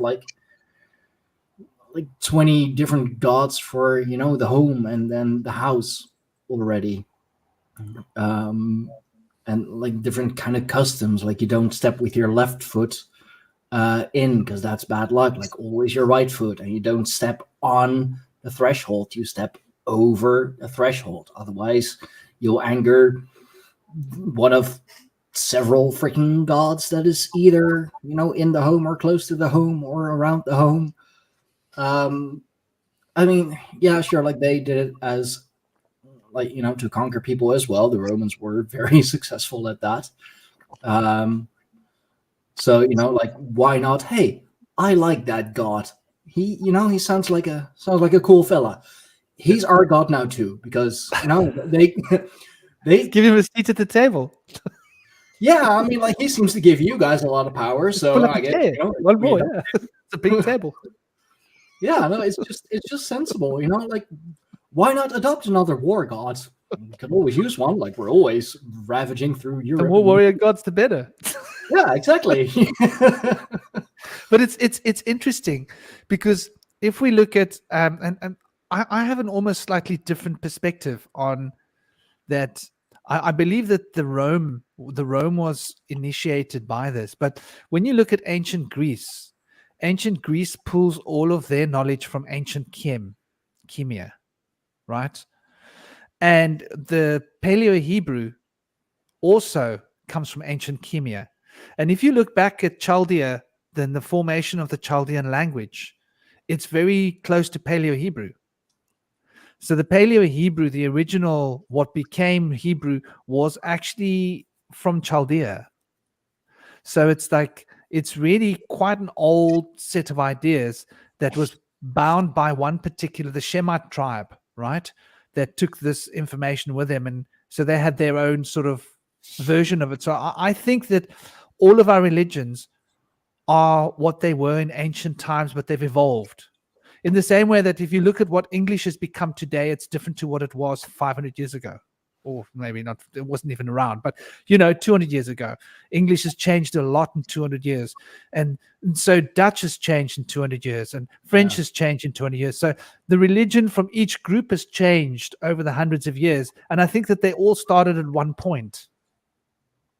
And then as they branched out, different people with different language groups had developed different names for the ideas. And so we would call our god Zeus. They would call their god Thor. Thor, Zeus, what's the difference? They both handle lightning. Oh, we call him Indra in India, But these are blokes with lightning bolts. They do the same thing. I do believe that over time, they have each become their own god, their own shape, if you will, because I mean, like, yeah, they're comparable in a way, of course, but I don't believe that they're the same, because like the people are very different, their traditions are very different, so they would attribute different like aspects to their god as well, different stories. And I mean, that's at least in Northern Europe, that's why a lot of us got on so well, because like you said, it's like, oh, big god sends out lightning. Oh yeah, like we have Donar. Oh, we have Perun. Cool. Like, does yours have a hammer too? No, ours has an axe. I mean, that's cool too, I guess. They're very similar. So if you use the backside of an axe, it's a hammer. Yeah, sure, why not? So like, we're good to go. It's interesting how the law used to be religion, and this is interesting. So now we're getting into what education is. So there was a time when all of the law was religious, and then at some point, kings and political states overtook the church, and so it went from religious doctrine to education, where the duke's rules of palace and of court would be taught. And we all had to learn the rules of the duke. And so those duke rules are what we are still being taught in our schools. And so the religion has moved into what we call democracy. In a sense, or control. Somebody's got I think that's in the... Is somebody loud? I'm gonna turn my phone on silent. Ah, Yeah, but yeah, it's good that you mentioned that. The lightning bolt gods being like Zeus, Thor, or Rudra. Rudra in India is a lightning bolt hurling god. Was said to have used the Dorja or the Vajra, and so sometimes that's changed to become the hammer or The spear of Odin. spear. Yeah. and it's also interesting when we look at how the fear that promulgated in Europe turned us into serfs, and how becoming serfs basically made us live in total fear all the time because we were owned, and the lord of the manor basically could decide what to do with us, and we didn't really have much rights other than what was given to us unless you carried a coin in your pocket. And so if you had a coin with the king's face on it, then you weren't owned. That rule still exists in England to this day, that your freedom is based upon having a coin in your pocket with the king's emblem on it. Wow. It's a crazy little loophole. Would that also be one of the reasons that they're trying to have everything go electronic? Like, not just because of the tracking aspect, but if you don't have a coin in your pocket, then you are owned. And if everything's electronic, if you only need one card for everything, what use is a coin? What use is a banknote? So in a way, you're back to being serf again, being slave again, just to the like plastic, magnetic, stupid little flimsy thing that can't handle any pressure or anything other than like it degrades so fast. I mean, here in the Netherlands, everything is going electronic just so fast. Like with public transport, you used to have still the paper slips, the paper, stamp cards, really. I'm still young, but old enough to remember those. So many of my classmates used to cheat with those things. Then we had the public transport chip card. So you don't need the paper stamp thing anymore. You just need one card for all your public transport. Now even that card is becoming obsolete because you can just check in and out with your bank card. So all the power is going to one single card. All the power is going to the banks, really. And it's so easily traceable. If you use your bank card for everything, like who doesn't have a bank card or several bank cards or credit cards in their wallet? If you use one card for everything, for your groceries, for travel, for you name it, I mean, you might as well put an actual tracker on you. It doesn't make much difference. Like, they know where you are, they know where you've been, they know the favorite places you go to. If everything is used with one singular card, you don't even need a wallet anymore. You just need your phone, because that's a thing here too. Like, you don't, with the checking in with your bank card, you don't even need your bank card.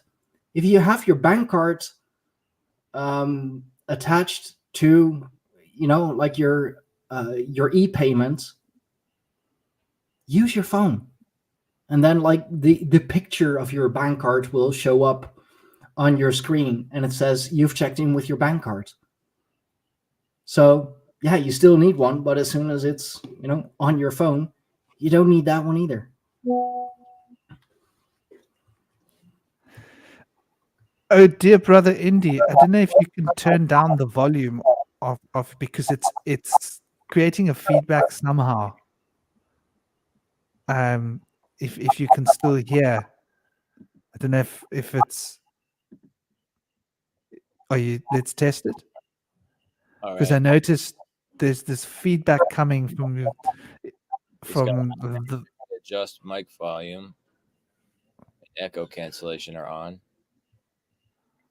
Reduce background noise. I'm gonna try that. How's that? Does it sound Is better? that better, everybody? Okay. That's a lot better already. Wonderful. Yeah. Sorry, brother.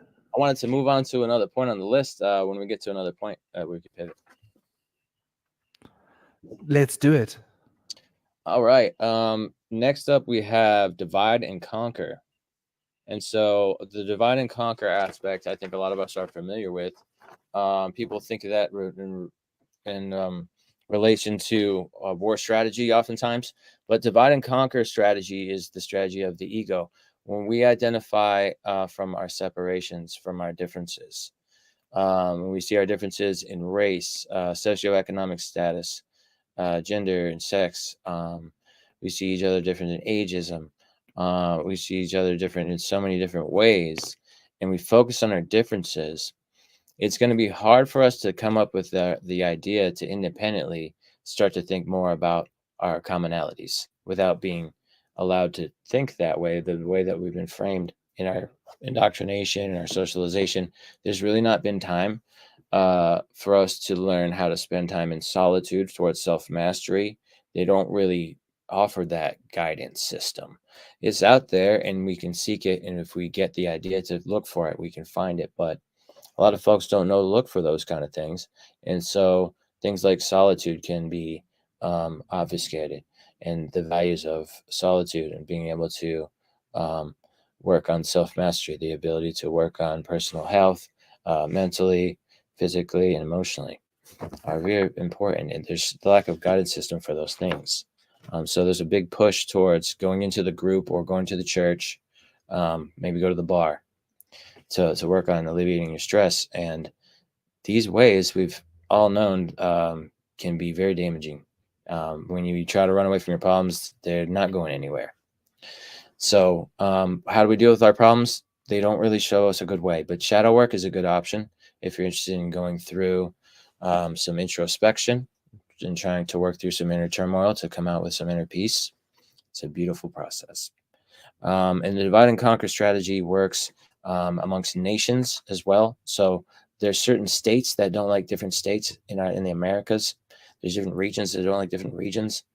Our country doesn't like different countries. So they tell us to hate the French. They tell us that they hate the Russians, fear the Russians, hate the French. These things, these nationalistic views that are pushed on us, are just one of the small aspects of things where we show disdain and judgment towards other people because they're different than us. And so we fail to realize, though, even though they may have those small differences, there's way more commonalities between us. So people will vehemently, like, diametrically oppose somebody that's of a different political party, even though they probably agree on 90% of the things. But they have different views on a few different things. And so we've been taught to oppose others and have these bipartisan parties where people cannot work together. They focus more on the conflict. So when the collective can work together, then the elite's in trouble. When they've been leading us with the Babylonian mystery schools through these aspects of the war on consciousness and these psyops, the idea of us being able to work together as a collective and maybe have a march, like Gandhi did a march in civil disobedience, those are the kind of things they're trying to avoid. They don't want that kind of thing to happen.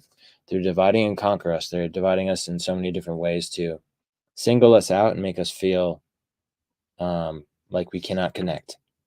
And then opposition control, aspect number 5, is imposing the choice between two non-holistic extremes of detriment.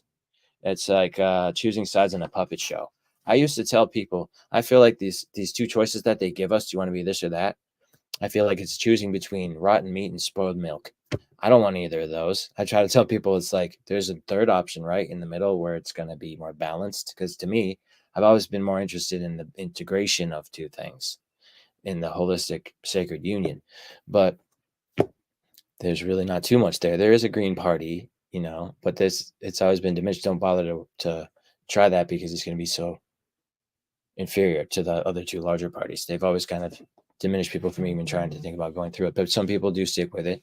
I'm a proponent of the Normal Party, the National Organization of Reform of Marijuana Laws party, which is part of the Green Party. So, that stuff's out there. It just doesn't hold much sway.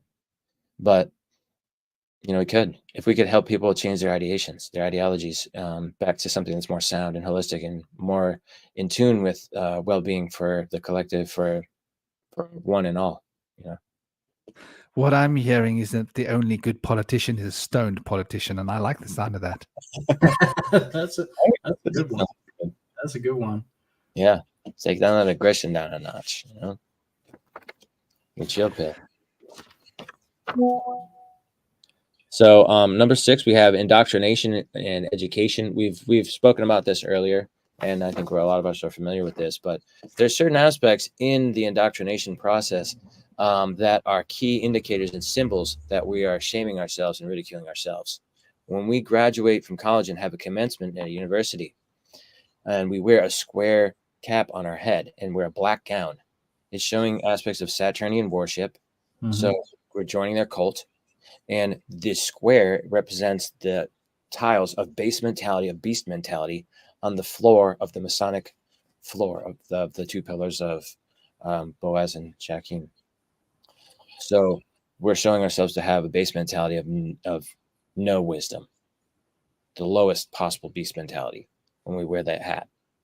So we've been given ignorance. We've been indoctrinated into ignorance, and we're celebrating that on a stage. And so also the symbols of the police officers having an 8-pointed star oftentimes, or wearing some of the different signalia. I mean, I know that in the Netherlands, at least part of our uniform is checkered. Checkered. I work in local law enforcement myself, so I see it. I see it very often, every day, really. The checkered aspect is to show the aspect of my light awry, or military. So people in the military or in the police have become heartless by punishing people and being the government dogs and going out there to enforce the laws on people. Now, these are not the laws of nature. These are the laws of man. These are not the laws of man that the collective decided upon. These are the laws of man that the elites decided upon to impose upon us.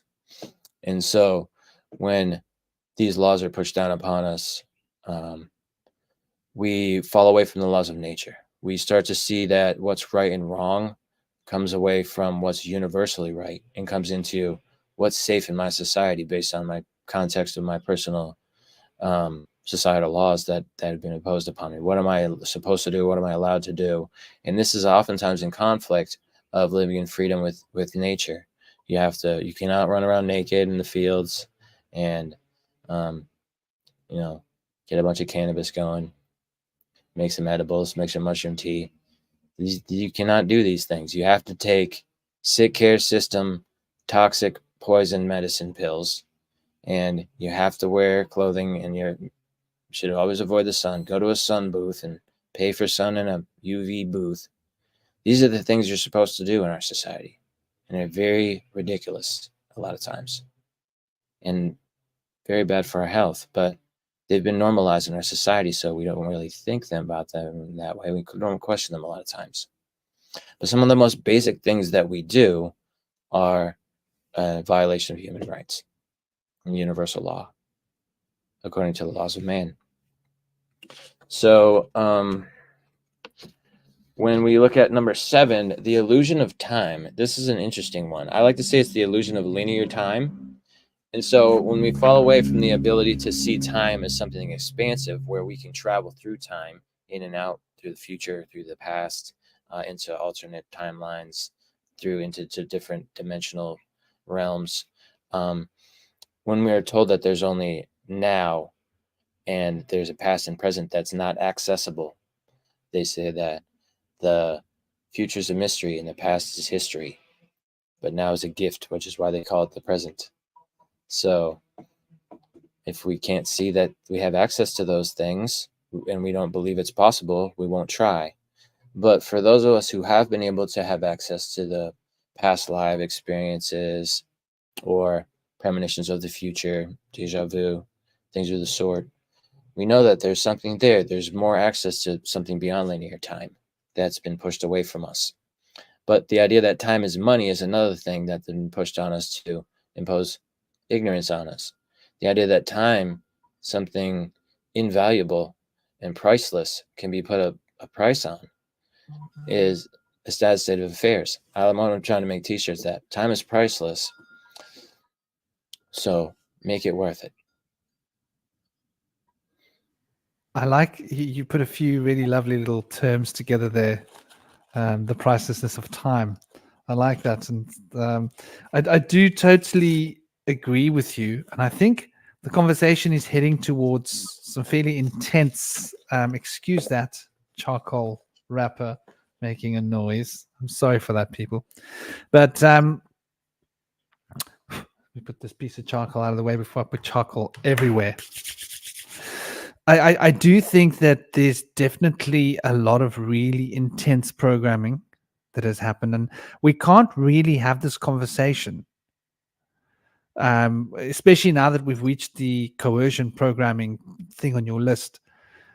We can't have this conversation without mentioning MK Ultra if you're in America, or My Labs if you're in England, Europe. So My Labs, MK Ultra. I mean, My Labs is the British version of MK Ultra, and they had super soldier programs, the same as MK Ultra had super soldier programs.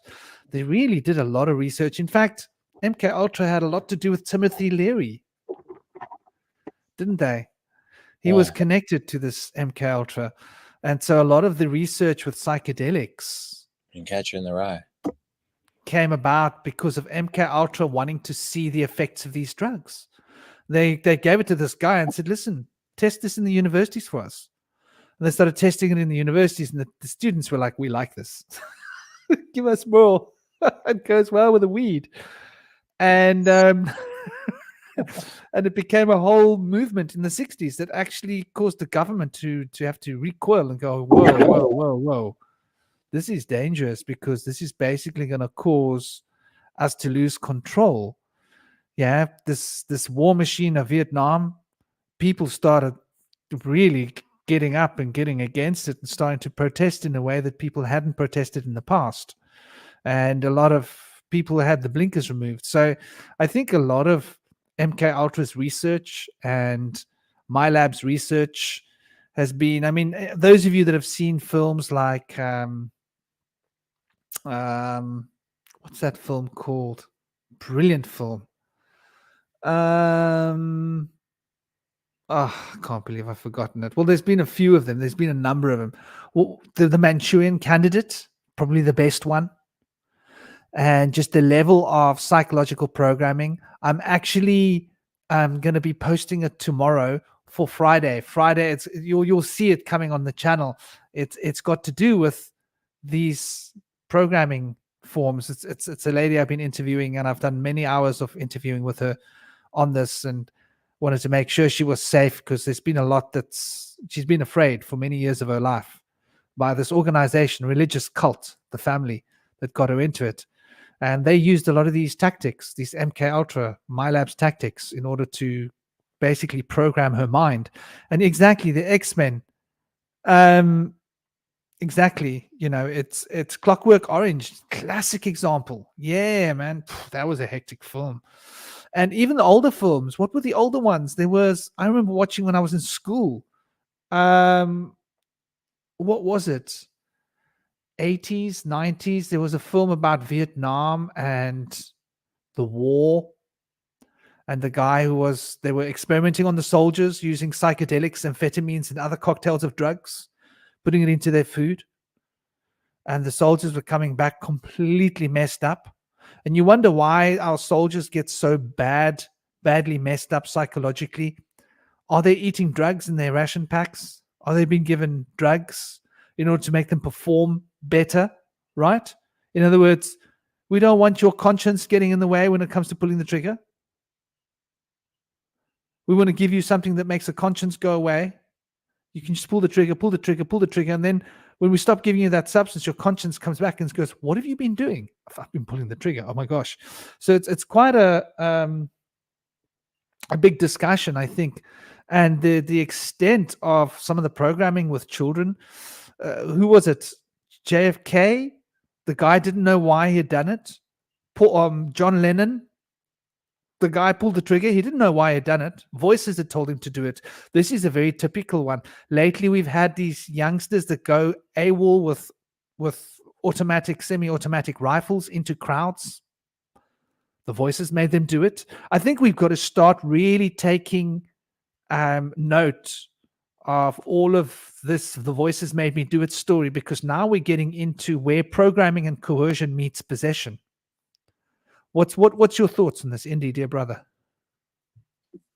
Yeah, I feel like there's an egregore aspect to the Saturnian secret society's rule over the collective, and the coercion is being imposed upon us in many ways through the aspects we spoke about earlier that we impose upon ourselves, as we've been socialized to ostracize and ridicule each other for doing things that should be celebrated. But there's other things where you might have like an intrusive, like violent thought. Where does that come from? Sometimes that can come from being around somebody in your proximity that might be having an emotional battle. Maybe they're having a fight or something, but you don't hear it, but you can feel that energy. But sometimes it comes out of the blue and there's nobody around. I feel like there's aspects of the egregoric consciousness that pushes bad intentions into our minds. I feel like I've felt that before. But they say that if enough people are focused on having the same sight of playing out of a future events, and you can scatter everybody else's minds through dividing and conquering them, then you can have a better foundation of mind to push on and impose on them. So I feel like there's an aspect of egregore that's being used to impose coercion upon us. Some of this is done chemically through the food and medicine weapon system, and some of it's done through hygiene products. Some of it's done through building materials that we live amongst, and the effects that they have on us. Some of the drinking water that we've been exposed to, the chemicals that are put in there, oftentimes industrial waste products or hazardous alloys, can be very detrimental to us, and they know what kind of effect they have on the human physiology and what kind of a limiting factor it's going to put on us. And a lot of times it's going to diminish our ability to use our pineal gland to have spiritual visions. It's going to diminish our ability to be in a place of health where we have clouded thinking from exposure to heavy metals and heavy metal exposure. And so it can really diminish our capacities to be able to be clear-minded, to be of a higher consciousness by being exposed to a lot of the chemicals in our food and the packaging and in the medicine that's given to us in the form of pills from pharmaceuticals. Yeah, exactly. I was gonna say, and beautiful how the people in the chat have been really on it and been sharing a lot of these ideas here. You know, a lot of these medicines that we're given, a lot of these neuroinhibitors and other kinds of neurological adjusters. A lot of people are on meds, be it calming pills, be it serotonin inhibitors, be it melatonin inhibitors or stimulants, or, you know, even to the point of taking artificial melatonin, and various different other kinds of salts that have been re-engineered to have particular electrical effects within the brain, and to affect the conduction of electricity between the synapses of the brain. They've done a lot of homework. They know what they're doing. The pharmaceutical engineering industry, I think, is right at the forefront of MK Ultra and my labs, and was funded by MK Ultra and my labs, and funded MK Ultra and my labs as part of their research team so that they could research stuff they're not allowed to research. and used the military to research it. And then they started realizing, hold on, this stuff can be used. And so our poor soldiers, I don't know if it's right to say that our poor soldiers, people make choices to go and be a part of a war machine. They've been brainwashed into it. They don't know it. So you can't blame them. But at the same time, they're not as much of a victim. Everything in life is a choice. And although finances and economics, and once again, the coercion, if you're in a place where there are no jobs and the only job you can get is with the military, got to feed your family, this is how they get to people. They offer young people who don't have financial means to study an opportunity to get a degree or to study a trade that they would ordinarily possibly not be able to get, but through the military they can get access to a future. So the financial system is rigged into forcing us to sort of be coerced by these structures. And I know a guy, well, I don't know him anymore. I haven't spoken to him in many years. I should actually try and find him if I've got contact of him somewhere. I think I lost it on the Himalayas when I lost a book many years ago that I fell into a river. No, I had it since. I had it on a device, one of my devices that broke. But he had been working in the Falklands military, and he didn't know there was anything wrong with him until he started suffering from a lot of pain. And when he went to the hospital, they put him in and they scanned him, and the machine broke. It blew up. And it blew up because he had technology inside his head. They were like, why didn't you tell us you had implants? He goes, I don't have implants. So he pushed to the NHS, and they basically gave him paperwork which says, sorry, we're not able to operate. This is military tech. We are not allowed to interfere with military tech. You need to speak to the DOD. So he went to the DOD, and they would refuse to tell him anything about himself. So he applied for a freedom of information. And he started putting pressure on the DOD, and he started trying to get litigation to help him because he was literally suffering in pain, and they had discovered that he had ear implants that had been put into him while he was in the Falklands. No, he had an accident in the Falklands, and he was taken to Germany, where they were put into him in the same base where they developed this particular hardware. So they were testing this hardware on the soldiers, and I saw the scans, I saw the paperwork from the NHS, and I used to work with the NHS, so I know what the official paperwork for the NHS looks like because I looked after disabled people. In fact, I was the senior carer. I was the matron in an old age nursing home as well at a certain point, which means I was responsible for all the other carers and responsible for the drug room, and had to keep the drug room keys and be responsible for all the drugs, which is quite a, you have to look at a lot of official documents from the NHS. So you know how these documents look. And I saw the scans, X-ray scans, ultrasound scans for the technology in his head, and the part numbers that have been given to him for these parts, because the part numbers are on the actual items. You can actually see them in the scans. So the NHS had given him this write-up and this documentation. He tried to fight them. They ended up putting him into a nervous. They suggested that he had tried to set himself on fire in public, but when he had lawyers take this to court, it was proved that they didn't have any witnesses, and nobody in the NHS could understand how he had been put into a mental facility without any witnesses. So they said, no, he had tried to set himself on fire. And he said, well, no, I didn't. Where's the witnesses? And in court, they said they didn't have any witnesses, and they couldn't understand, and they were scratching their heads. Someone high up had signed for him to be put into a mental institution without the correct documentation. So, of course, an apology was given to him, a legal writ apology from the NHS, taking responsibility, and they started paying him money. He never applied to get a disability benefit or a grant. It was just given to him. The paperwork just arrived. Somebody filled it out, did it on his behalf. Basically, they were paying him a good disability benefit for him to shut up and go away. But he kept pushing on and pushing on. And no UK surgeon or any surgeon in Europe was prepared to touch him. So I put him in contact with Joanna Summerscales, who was one of the top researchers in the UK for my labs, and she used to help a lot of the ex-super soldiers from my labs, and I knew her. And she was working with a guy called something, what was his name? Bill Ryan. So Bill Ryan and her were working together on the AMACH project, AMMACH.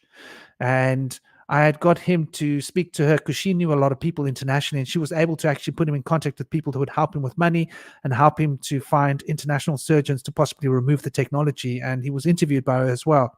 I met this guy in a park. I walked up to him in a park, a stranger, and I said, dude, there's something going on here with you. And what is this? Have you been visited by extraterrestrials, or what's going on? And he ran away. And when I saw him the next time, I was like, what's going on, dude? You ran away from me. Like, what, did I scare you? Like, and he thought I was in on it. He said, you're one of them. I said, one of who? I'm not one of them. And so the third time I saw him, I said to him, look, let me explain this to you. I'm a shaman, and I can sense ESP that there's something going on with you. And I was trying to figure out if it's extraterrestrials or if it's government. And he was mind blown. He took me to his flat and showed me all of his paperwork. He's like, you know, and explained to me how he's suffering physically. And so he had these implants put into his ears. He didn't even know he had them until the pain started and he had to go to hospital for treatment. So there are people that have been suffering, and I've met someone, you know, in the park who was suffering like this. And he had been victim to this, and the DOD department hadn't issued proper paperwork to him to be able to actually confirm anything, because most of the Freedom of Information Act that he had fulfilled was blacked out with the stamp of national security, you know, top secret. So he wasn't even allowed to know what they'd done to him and where they'd done it. And he had never given consent, but he was in the military. So I think a lot of people in the military get experimented on. And so this leads to this guy was believing that there were people talking to him in his head. There were voices telling him to do crazy stuff. This is quite hectic. And he said, thank God I don't listen to those voices. They were telling him to hang himself. They were telling him to do all sorts of like crazy stuff. And he just realized that these were people in an office somewhere playing with him, that they were able to talk over their technology into the implants in his head and talk to him directly. So he had figured all of this out by himself, which was pretty impressive. Because first he said he went for about 3 years thinking he was going crazy. He thought he was losing his mind because he were these guys who were talking to him. But then he noticed a pattern that certain voices would talk to him at certain points. And it was like they would come on and off shift. And he started thinking, no, this is far too convenient. Like he could predict when the next ones would basically come on. And here we have two Fire Fae. Welcome, dear Fire That is Fae. so We've got weird. All right, so I'm gonna exit. Okay, we're good. I was like, that is so weird. I'm trying to get my headphones to work. Sorry, guys. Well, welcome, dear Fire Fae. She's a medium. She's Thank also you. learning to be a baby bringer. No, babies I'm into the actually the world. opposite, Franklin. I'm the opposite. So I'm doing death doula. Oh, sorry. You're doing doula. My mistake. Well, to me, they're the same, but maybe I'm a bit weird and twisted. To me, coming in and going out seems to be the same. It's managing the gates. Well, I'm the gates of basically doing life. the opposite. So I'm helping souls who are ready to pass from this plane into the next. And I'm also doing sudden death stuff. So that's including like what you guys touched on before my phone went weird. Suicide. Sorry, I shouldn't say that word because I know it's going to flag me. But suicide, sudden death like heart attacks or car accidents or work-related accidents. So I'm helping families in that regard as well.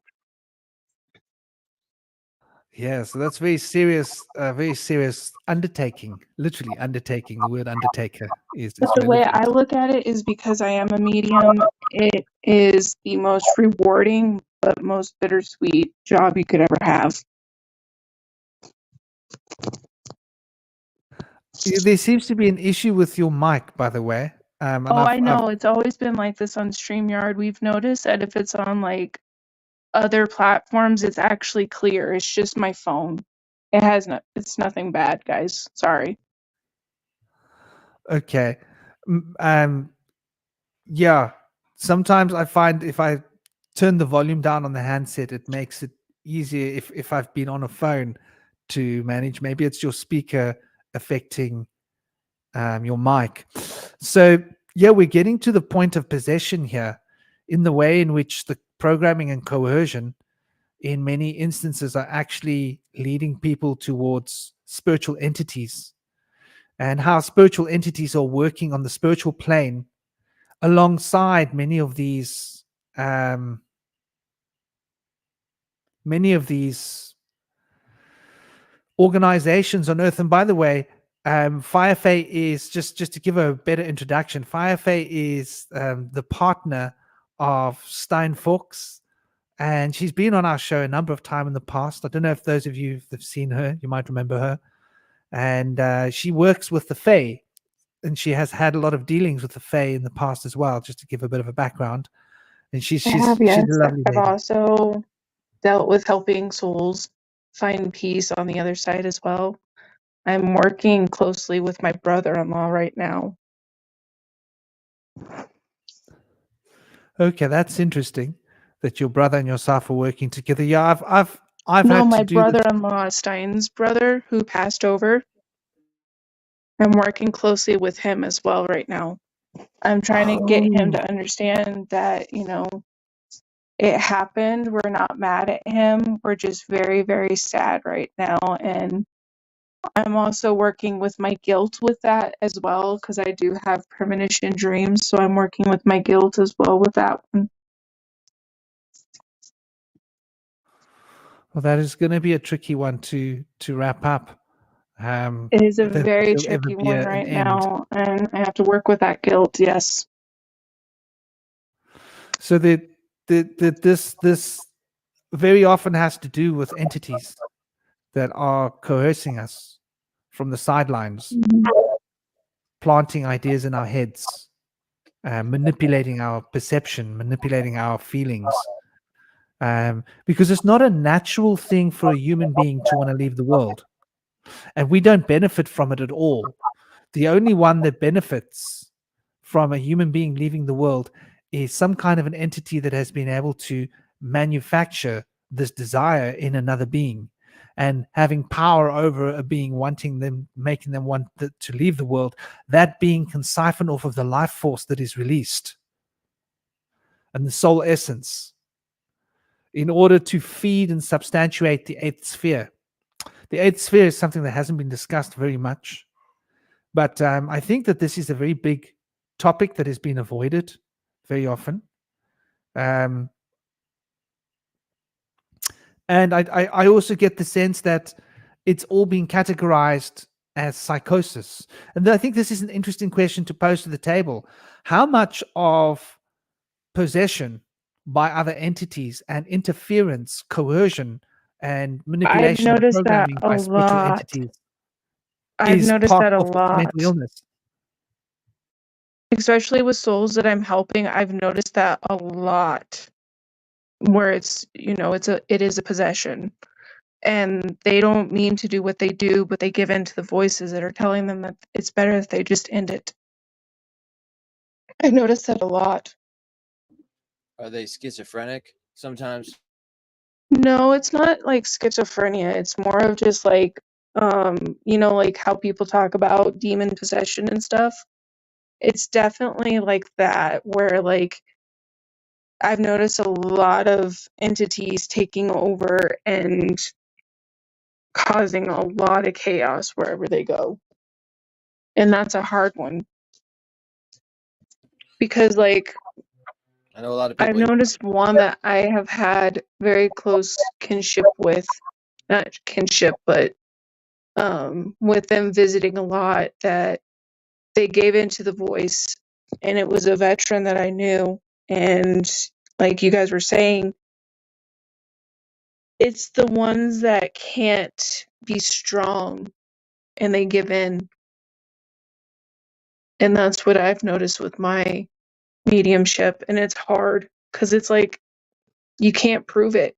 You can't prove that they were possessed. Does it seem drug or alcohol related ever? I've noticed that there's some alcohol related because, you know, as somebody who is native, it's very hard because we don't have the bodies to be able to handle alcohol. And a lot of them go over the edge with it. I've noticed that too. Yeah, the word There alcohol is from the Islamic word, or the Arabic word, I should say, al-ghul or ghoul. I've also noticed it's also the jinn. There's a lot of influence with the jinn as well. Yes. Enticement. Make those wishes. Pay the price. You know, El Shaitan comes from Arabic word, which is the king of the jinn. Yeah, I've noticed that too. And that's why it's so hard because like people don't realize that with the jinn they give you an alternate reality, and in order to make wishes they go against your darkest fear. And I mean, I've been aware of the jinn and connected to them since I was a boy.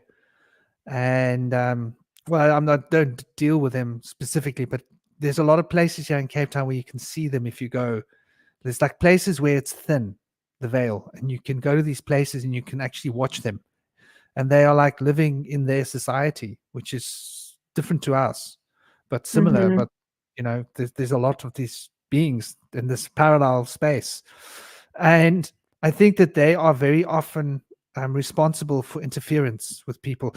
I have a friend that had, now you get different kinds of gin. Normally they just made out of what's like can be considered as black substance. It's like solid black smoke, right? It's like a Mhm. thick shadow being, but some of them have red eyes.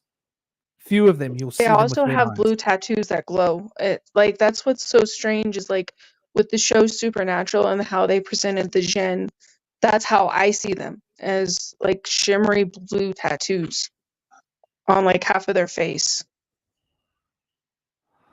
Interesting, because I've always just seen them as shadows, but some of them have got the red eyes, and Mm-hmm. like they're like red glowing eyes. And I have a friend that I've known for many years, and I used to always pick up spiritual entities around her, and I always used to talk to her about, you know, these beings, and she was very much aware of them.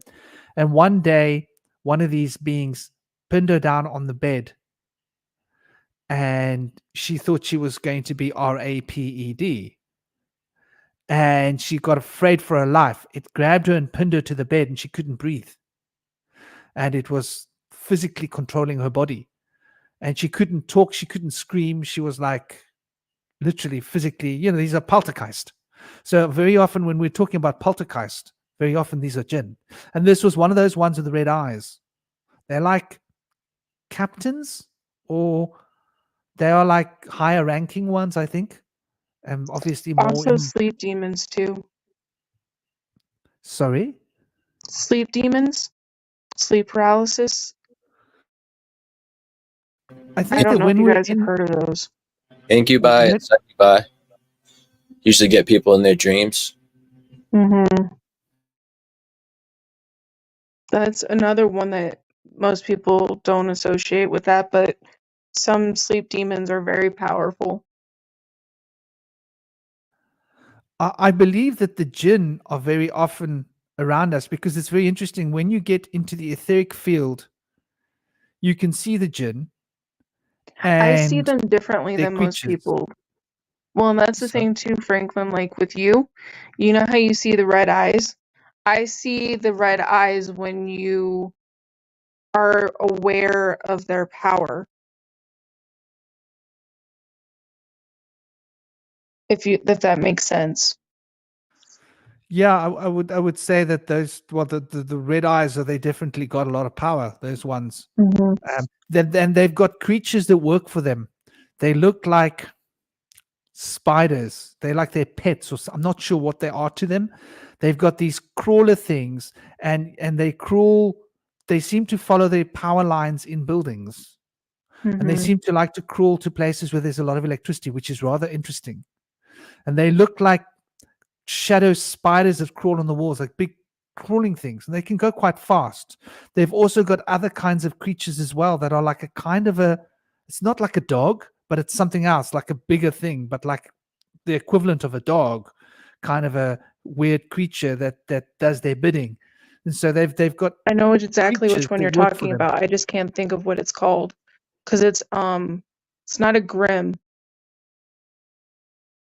It's the one that's in Harry Potter that Sirius Black was supposed to be, but he wasn't. I can't think of what it's called now. Is it a grim? I don't know what the word, I don't know what a grim is specifically. I mean, It's a I just dog. know It's what like I've a seen. big shadow dog. It's a big shadow dog. I can't think of the name now. Like, yeah, it could, maybe these are what they've been called in different societies. But these beings are not normally interfering. Most of the times when I've seen them, they've not interfered. I've Or once could it be had, a hellhound? that's probably what a hellhound is. Yeah, I once caught two beings trying to open a portal to me in a dark space, and literally it was a big blue swirling thing that opened up in front of me. And I could sense the two beings on the other side of this portal, and they were trying to open up a portal. Maybe they wanted to step through and come to me. And somehow I managed to strike the portal, because I actually stuck my hand into the portal. But I charged my hand with ki, and I hit the portal with all of my force that I could, mental, physical, all force, and it collapsed. But I tried to hit them through the portal. Makes I was a sense. very wayward teenager. But Sorry, I have one of the two kitty co-hosts with me. She's bumping my phone, so if you guys hear any interference, it's from her. There's actually somebody in my town that had been possessed and was witnessed to have walked on the ceiling. She was walking on the walls and she was crawling on the ceiling. I remember hearing stories about that too. But I'm being summoned to the other show. I do apologize, guys. I was not meaning to cut short. I'm just being summoned to the other show with Fox and the boys, I guess. well, So best of luck. I hope you guys have a great show. Om thanks. Shanti. I don't know what this is about, so we'll see. Hopefully Enjoy. it's not like anything bad, so we'll see. If anything, I'll come back if I need to, okay? God Yes, sir. bless you. All Have right, a I'll good talk to you guys Much soon. love. Thank you for having Thank you me. for joining us. Of Honored to course. have Thank you. Om Shanti. Blessed be. Yeah, so these jinn and this order of beings, they don't normally interfere with humans, but they can. Some of them do.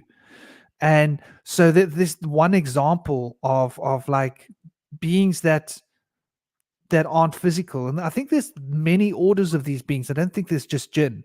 I think the jinn are the ones that are really, it's like they're living here. There are places where you can go, and I'll never forget when we first saw them. We were walking in the mountain, on Table Mountain, and it was the evening. And we used to go up to Rhodes Memorial, which is the PowerPoint ley line point, on Table Mountain. We used to go in the evenings. And sometimes we would walk from there through the forest to go up a place to where there was a stream which fed the reservoir, and you could go and swim in the reservoir. We used to go there and swim at night. And so we would walk through, and I knew the forest really well. I knew the mountain. I didn't need a torch. So if I was walking, I could walk, I used to climb there at night all the time without, so I knew the place like it was the back of my hand. And we were walking, and I'll never forget my one friend saying, like, it was like, I don't know what to think about all of these shadows. Are you guys watching this? And I was always used to them. And my friend Tyler commented, he said, yeah, these shadows, dude, like, what are they doing? And we stopped walking, and there were all these shadows moving past us. And we started having conversation about these shadows because we were all witnessing, about 7 of us. And I was like, can't you see? We're like standing on a street corner. This is like a pavement in a city. And they're going about their day. And we stood there watching them for about 20 minutes, amazed at what was going on. And there were all these shadows that were coming and going and moving past us. And they were like were almost not aware of the fact that we could see them. How weird is that? So, yeah. That was when I first really started thinking, maybe I need to pay more attention to these things. Now, I must have been about 15 or 14 at the time, because I'd just always taken for granted that there's these shadows that walk around. There's like other shadows. Like you could be sitting down, it could be a dark place, and there'd be a shadow moving around. Like I just was used to that since childhood, right? To me, that was my normal. I didn't even comment on it because I was just so used to it, you know. But these jinn are very much behind our place here where we are, and they can interact with us. And I think that much of what's mental illness these days is actually related to these beings. What would you say about that? Like, do mental illnesses actually exist? Or Questionable. I feel like is what we consider mental illnesses to be malady of the spirits? And alcohol was mentioned. Spirits. You drink spirits and you see spirits. You drink spirits and you get influenced by the spirits. You get filled with the spirits. I gotta talk to somebody about my car for 1 minute, but I got something on this. Cool, brother. So yeah, I do think that there's a lot that we're going to learn when we sort of really look at antiquity. You see, in antiquity, we didn't believe that there were mental illnesses. We believed that everything was a spiritual issue.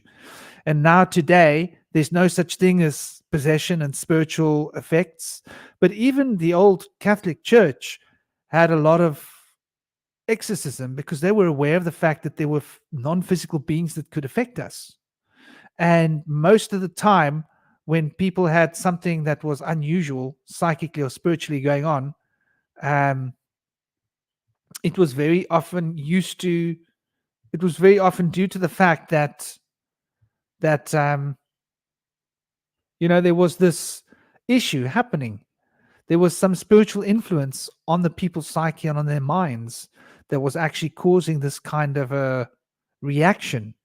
And so one can really look at, like, what is schizophrenia? What is disassociation? What is hearing voices? Are you actually hearing voices? I'm pretty sure that if you think you're hearing voices, you are. And I'm pretty sure that there are a lot of beings around us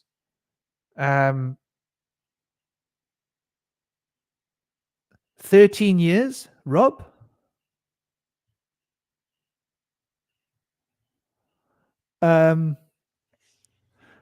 I'm not sure what Rob means, 13 years this time. I quit. You mean you haven't had spirits in 13 years, Rob?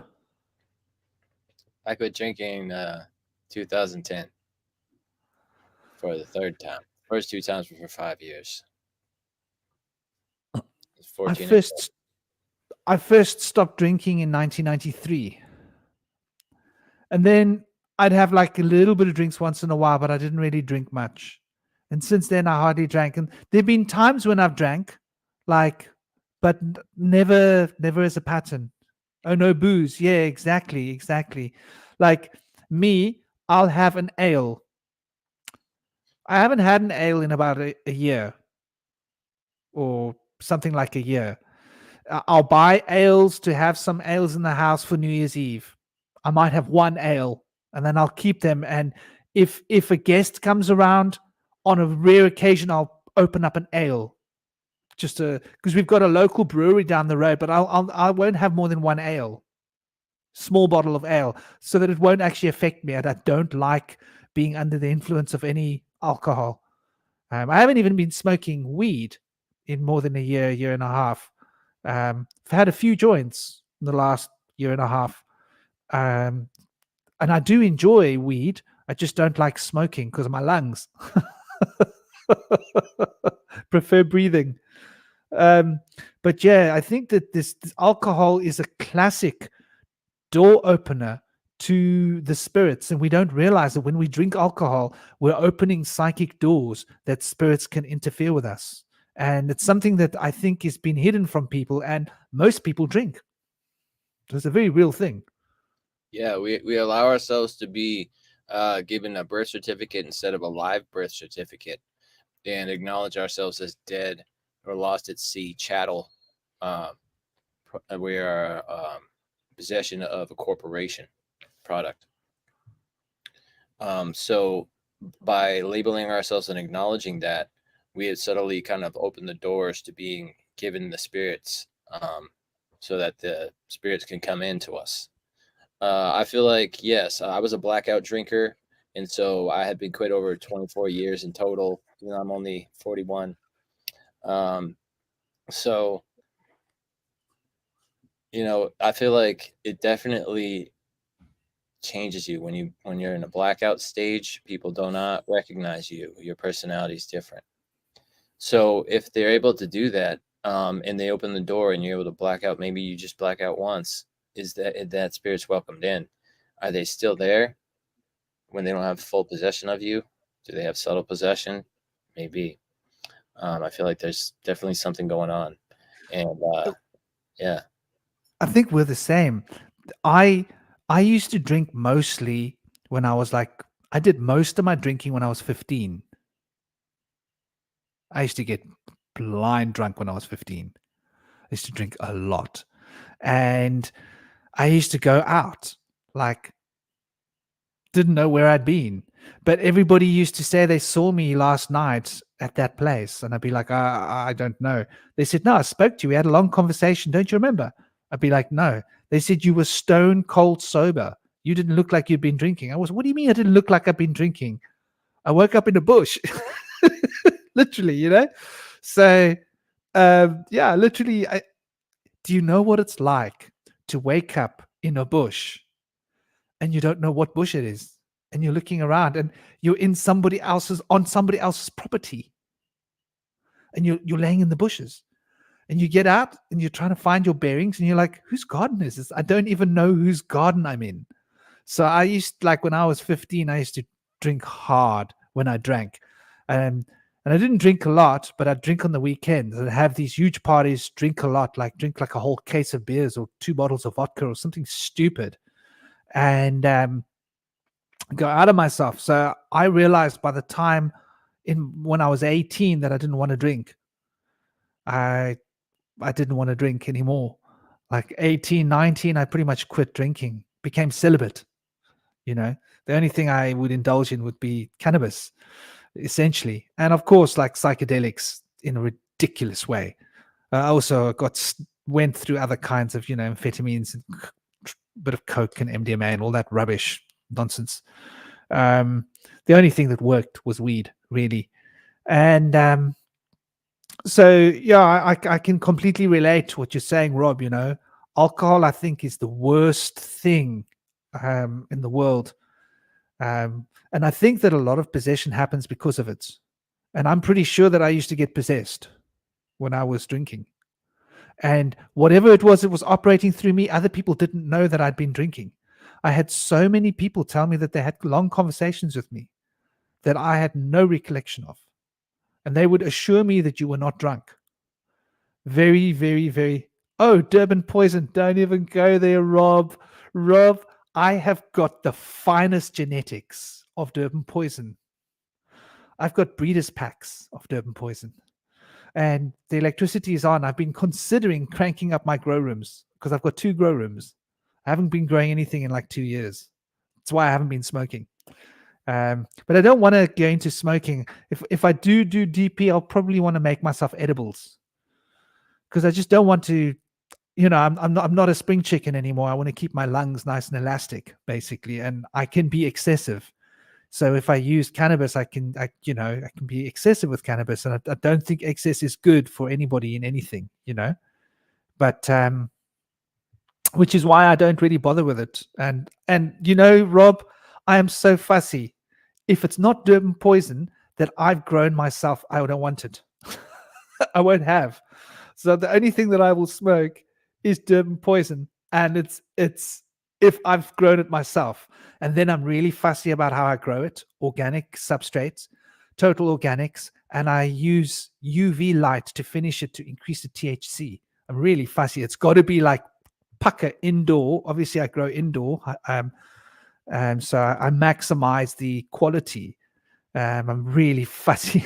I'm like what you call a snob, kind of a snob. I won't touch it unless it's the best that it is, and even then I'm fussy. But it's just as well. I'm such a snob.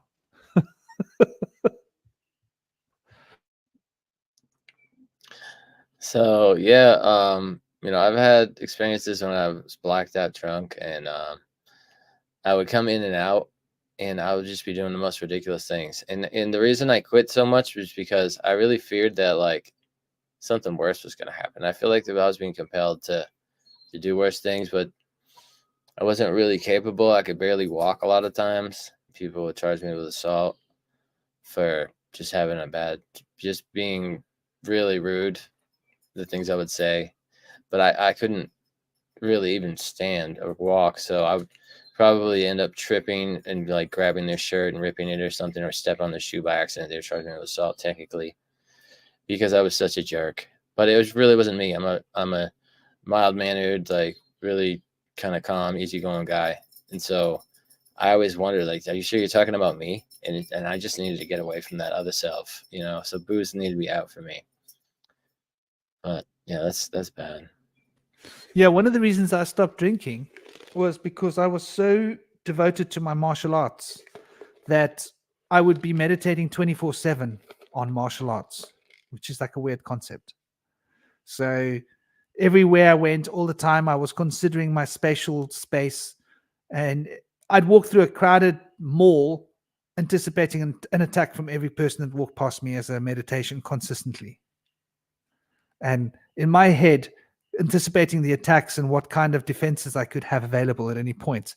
So I was continually focused, really extremely focused on my martial arts. And I was training like 30, 40 hours a week for martial arts. So I was really, and meditation. So when I drank, I wouldn't allow myself to become disoriented. So I would become psychotic. And I actually hospitalized a lot of people in the street. Because I'm a cocky guy and I'm not a big guy. And people didn't know who I was. I had quite a reputation because I'd hospitalized a number of people in the streets. And so these big guys would like look for trouble with someone, and I'd step in and I'd say, don't do that. And I'd start taking the piss out of the guy. Start telling him he needs to wear a leotard. In fact, like, you may as well put on a dress. Like, I can't hit you. It's like hitting a woman. Walk away. The guy's like twice my size because I'm not a big guy. And so he'd try and take a swipe at me, and I'd put him down, and he'd need an ambulance. And so I realized that I couldn't drink because whatever came into me, it caused people to get hurt. And I was actually genuinely scared that I might one day kill someone. So I was actually too scared to drink, which was like a good thing. But definitely I was possessed because I am not really like that. And I would take the piss out of people when I was drunk. I'd tease people. I'd cause trouble, man. Yeah. I'd meet someone and I'd give them a nickname, a really derogative nickname. And that's their new nickname. And so I did that to people all the time. And like, some big guys didn't like it. And they'd like try and do something about it. And I'd never hit someone, but like if someone threw a punch at me, I'd just combination would just come, would just be a natural reflex, like deflect combination. And so I think that I was being possessed. I allowed myself to get possessed once when 4 guys jumped myself with my ex-wife. Well, there's been a couple of times, but that time I allowed myself to be fully possessed. By basically, I saw this female demon being, and I took her into my body. And I had to do that because these 4 guys surrounded us. They grabbed my hands in front of me, and they had sickles. 2 of them had sickles, and another guy had a big knife, like a machete, or something between a machete and a knife. I had a big one. So there were these 4 guys, and I had to, and I took this thing into my body, and I became super strong. I flicked my motorbike like a toy and flew like, 10, 15 meters away, which is like, I don't know, what is that? Like 30 feet, 30, 40 feet. Flicked my motorbike. I swept my ex-wife off with my right hand, swept the 2 guys in front of me off my handlebars with my left hand, and flipped off the bike and flicked the bike like all in one move, because this thing was inside of me. And I let out this blood-curdling cry, and in my head I could see myself dismembering these people, literally just rip their heads off and rip their bodies to pieces. And that's what I was going to do. But it wasn't me. I was going to rip these people to pieces, like just rip their bodies to pieces. And it didn't even occur to me, that I'd flicked the motorbike with my wrist. And it became like a frisbee. It flew like woof, woof, woof, woof, woof, like a helicopter blades off into the grass. And when they saw that, one of them dropped his sickle. I think another guy dropped the knife, whatever, and they just ran for their lives. But so that was a time when it saved my ex-wife from being raped or me from being killed. But I think the possession thing is a big deal. I played with it when I was a teenager because I noticed I could see spirits and I could make them come into my body and talk through me. But I scared a lot of my friends. So I decided, no, I don't think that's a good idea. So I switched that off. I stopped practicing to do that. So I think that like a lot of people it might happen to them and they don't know it's happening. This is my mazakin. What is that?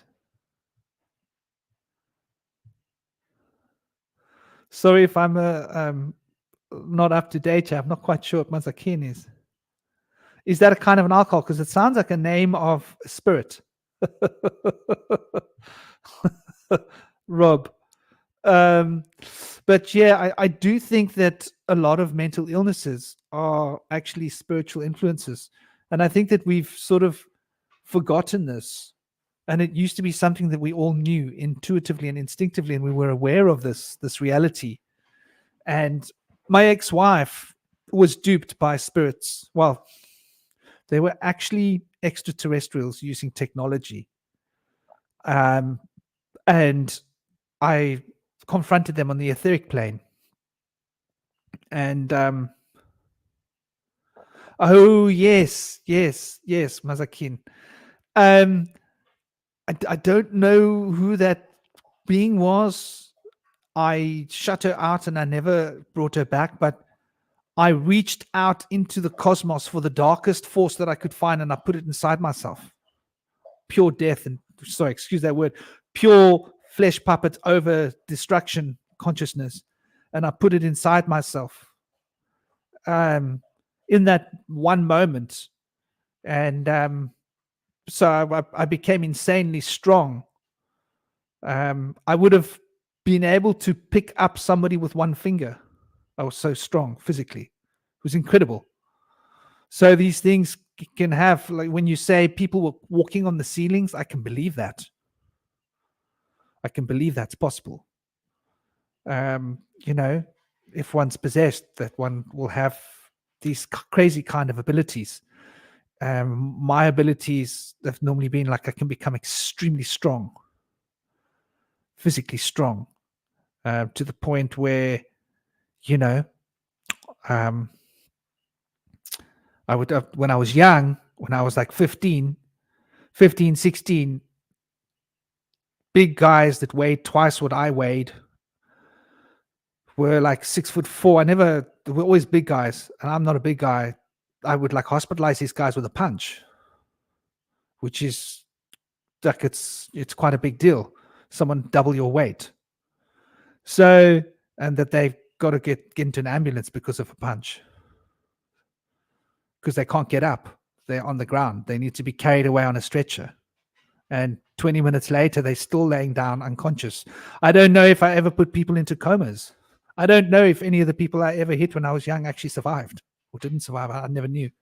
I used to run away before the cops got there. So, and it always happened so quickly that nobody really knew, and a lot of people knew me, and they never shopped me to the authorities, because I would never hurt someone. It was always somebody that was a bully that was trying to hurt someone else, and I would step in and they would get hurt. So everybody was like, no, that guy deserved what was coming to him. You did the right thing, even though I didn't even know I'd done it because I wasn't sober. So yeah,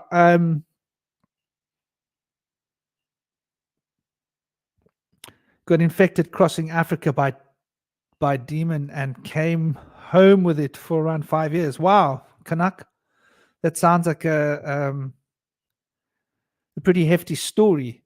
Why did you get infected in Africa with a demon, of all places? I mean, there's plenty of demons like everywhere. Like, you don't have to go to Africa to find a demon.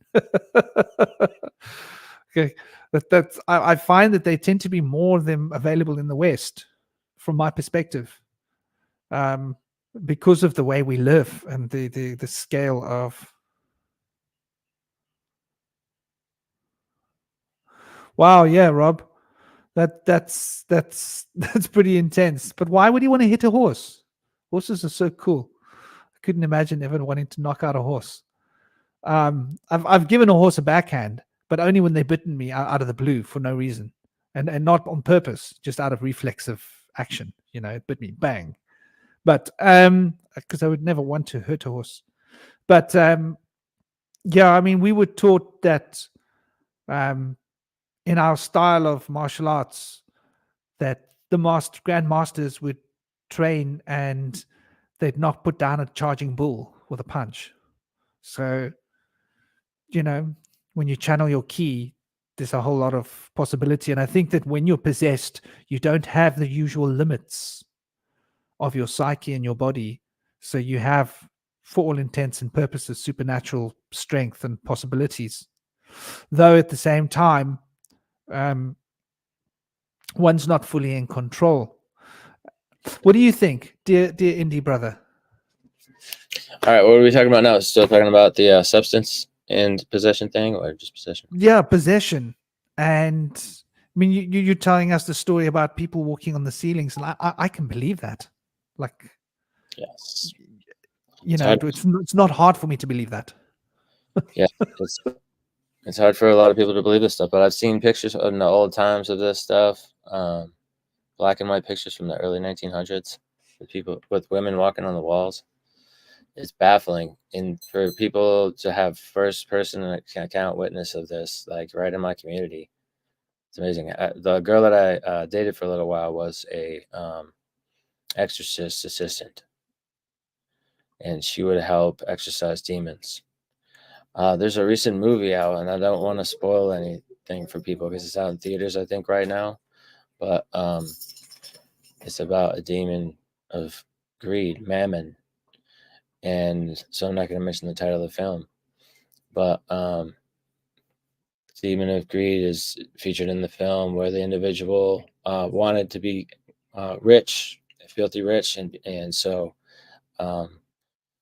did a invocation of mammon, and so got all these riches in exchange for like a contract of his soul, and so things play out as such from there in the film. But you know, there's a lot of this in a lot of new films of exorcists and demons. It's very prevalent right now over the past decade. It's been a lot of stuff over the past few decades. A lot of demon stuff. Do you know why I love frankincense so much? Frankincense and myrrh. Wow, Frankenstein. I was exercised a number of times when I was a child. Mm. And the only thing that I took from that was, damn, that stuff smells good. And I used to ask the priest, what is this stuff that you're burning? And they explained to me it's frankincense and myrrh, and it stuck in my head as a child. And when I was old enough, I wanted to go and get my own. Then I got incense, frankincense and myrrh, and I was like, oh my gosh, this is the stuff. And then when I was older, I wanted to get my own raw and crush it and use essential oils and get the pure. You know, when I learned a little bit more, when I was like becoming an adult, into like getting the quality. And so my whole life, frankincense and myrrh has been a big part of my life. And if I'm honest, it goes back to my exorcism days. And I was exorcised a lot of times by priests in black dresses. I'd be like, why are you wearing a dress?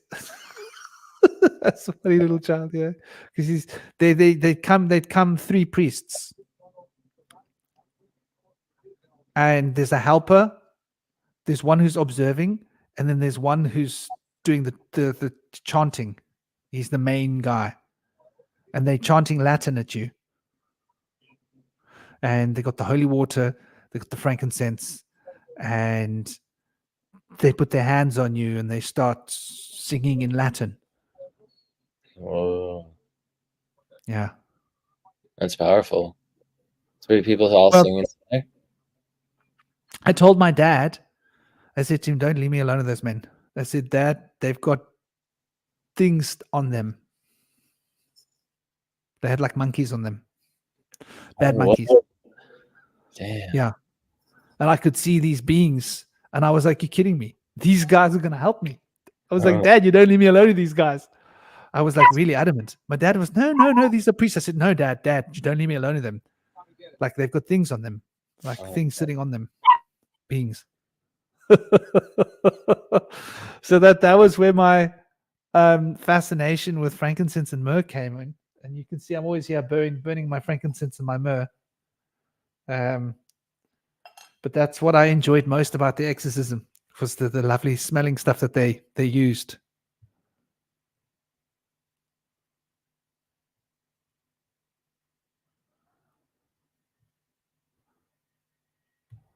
Yeah, man. I was a little boy. The exorcism started when I was 4. So they happened between the ages of 4 and 6.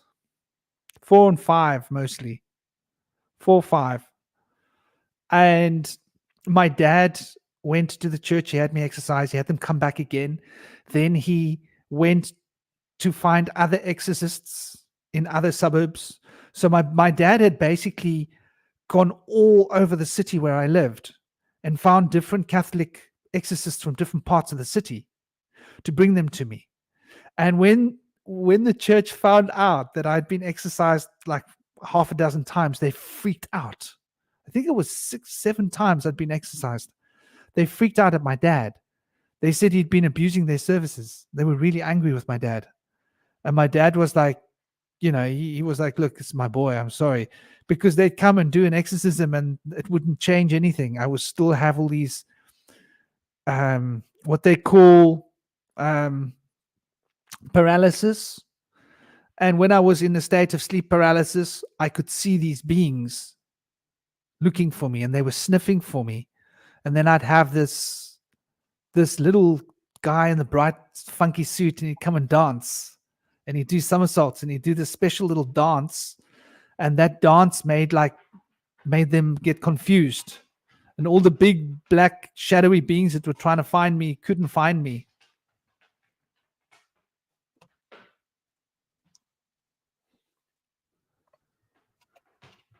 Man, That's wild.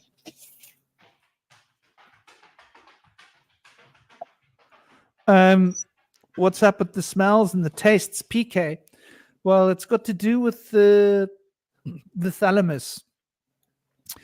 All of the sensory information is processed by the thalamus, and in the thalamus it is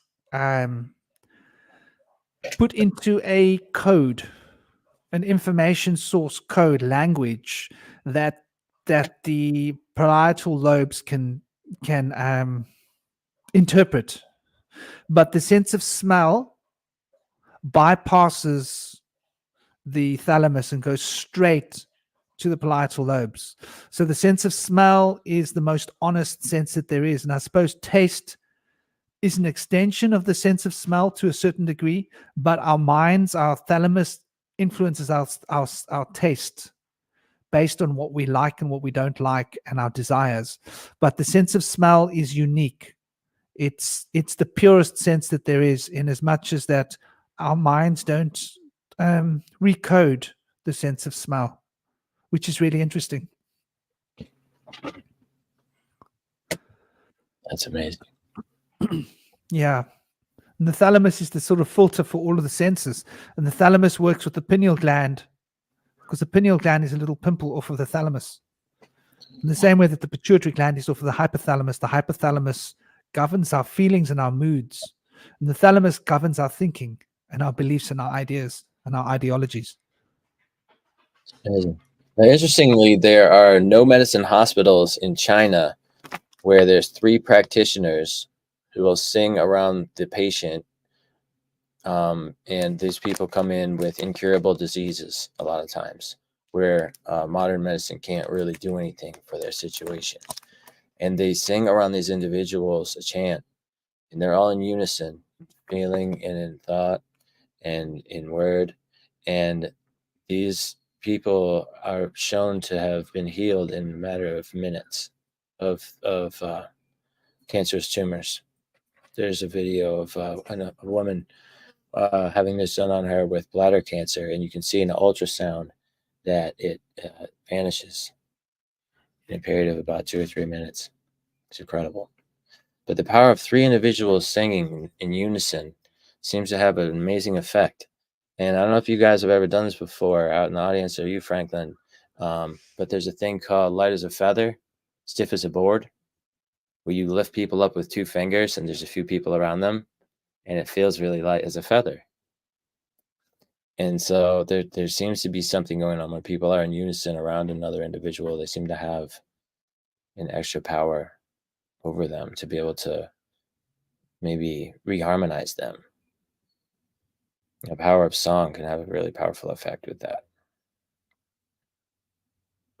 And the power of smell too, with that, of course, a very powerful smell direct effect. That's another point. You can always smell if there's a spirit around or an entity. They can't hide that from you. There's a certain kind of a smell that's in the air. And I think that's why frankincense and myrrh and sage and other kinds of smudging things prevent entities from coming close to you. And so they basically can't manifest in your presence if you've got certain smells around, because they require a certain smell in order to exist there, because they are using us as a conduit, and they can only take presence in our world through us as a conduit. So they need that sensual door into our psyches. It's an interesting concept. What's your take on that? Yeah, I think that's definitely something. And they look for people that show like a weakness, or that show like that open door, like you say. Usually it's often people that struggle to connect with their community, with their family, with their society. And so they feel kind of lost and like alone or abandoned or estranged, maybe even cornered. And so these people can be vulnerable, and then in doing so, by being in that condition, can welcome in possibly a spirit, and that can be detrimental, very detrimental for an individual if they don't have things that were brought to them, like help, like Franklin said, an exorcist or something of the like, to come in and intercede in a situation like that, because things can get out of hand. I don't know if the individual can overpower it themselves through time. I feel like it can be a situation that can worsen through time often, and often possibly lead to diagnosis of a mental disease like a DSM. Mental disease can be maybe a later result of something like this, where they're hearing voices. Sometimes people that use excessive stimulant drugs can end up with a paranoid schizophrenia-like syndrome and hear voices. And so, how do we interpret this? Is this some kind of condition that's happening physiologically in their dysfunction in their brain, or is there spirits there that are able to come in and possess an individual that are being welcomed in by, maybe unknowingly, by people that have followed along the protocol of the socialization? They're just doing what they're supposed to do. It's legal to drink. You have a hard day. You maybe go out and drown your sorrows, things of the sort. You put yourself into a vulnerable position right there.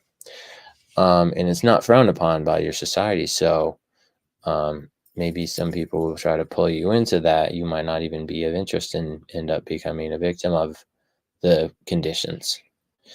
But it's good to question these things, and to be to consider your surroundings and consider your situation, and how vulnerable you'll be. It's good to be able to be aware of that and try to work towards having a support network and spiritual tools or religious tools, relying on whatever is appropriate to you, and be able to take that to get help and have people assist you in that challenge. It'd be vital. Yeah, it's interesting when you say that it's been sort of accepted by society, and it's very interesting. Like, people are like rushing to get diagnoses these days. And okay, so the word gnosis, diagnosis, dire. If something is dire, it's bad. Bad knowledge. How's that? Yeah. Diagnosis. So it's bad knowledge being put into your head. It's like you're being programmed for possession. Yeah, it's like diagnostics. It's like you're dying without knowing what to think. Yeah. And dire and dire, they've dropped the R. If that makes sense. Which is quite interesting. If you look at what the R represents. The R represents the front of the head, the rolling of the tongue, from a hieroglyphic perspective. So the hieroglyph that's the front of the head is that, which is your own common sense, logic, and the front of the head is the cerebral cortex, which is like the eye that's in control. So if you remove the R from diagnosis, and it becomes diagnosis, and there's this G which we pronounce silently when we say gnosis, but it's actually gnosis. Diagnosis then means that diagnosis with your own rational intent taken out of the picture, that R removed. So it's like a kind of a powerful magical phrase that's been created into this word diagnosis. And isn't it funny how people be living their lives and they're fine, right? They go to a hospital. They get told, "You're dying of cancer." They go, "Oh my gosh, I'm dying of cancer." 6 months later, they're not in the world of the living. Had no one told them the diagnosis, you see what I'm saying? Many people, they go to hospital for one thing, just a general checkup, and then they get told that they've got this condition. And the moment they're told they've got this condition, it accelerates times 50.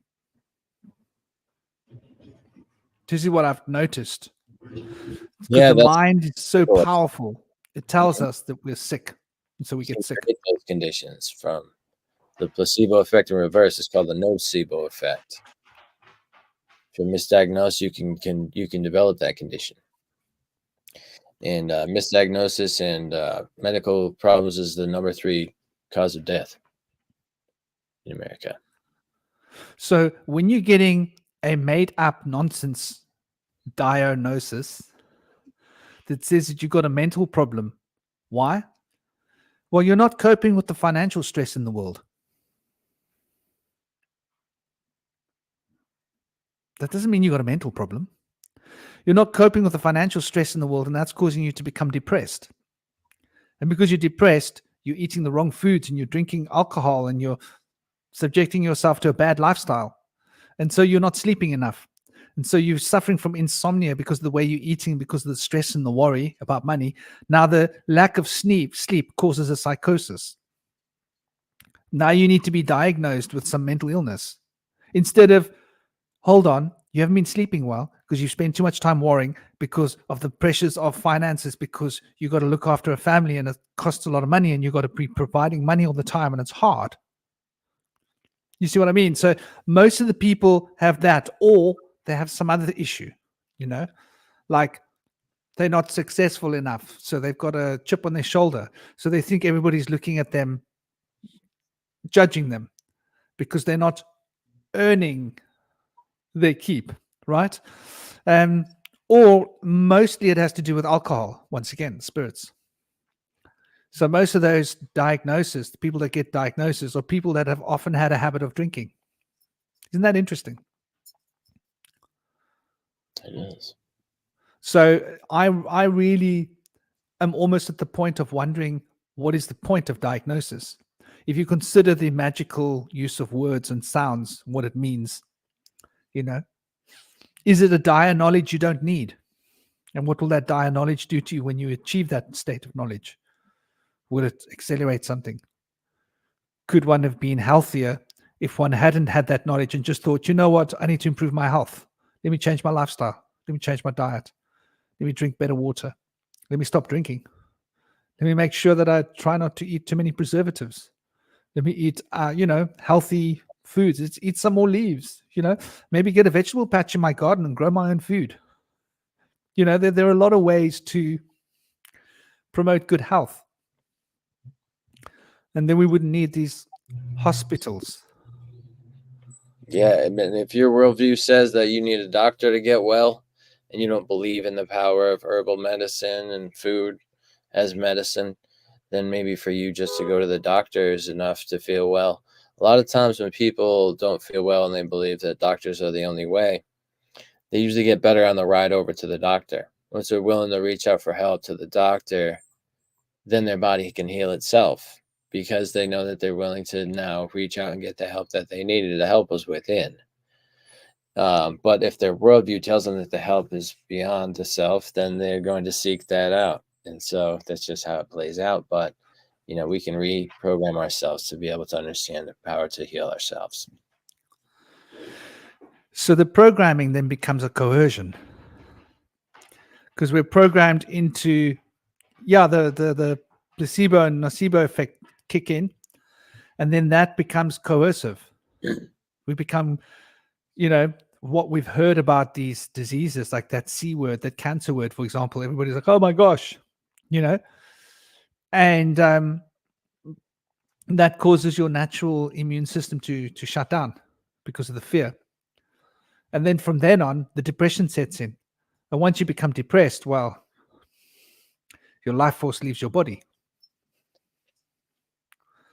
And so it's working against bringing in a positive.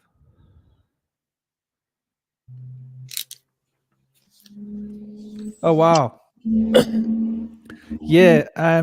Mexico is bringing up an interesting point. In South Africa, we've still got bottle stores. Bless you, brother.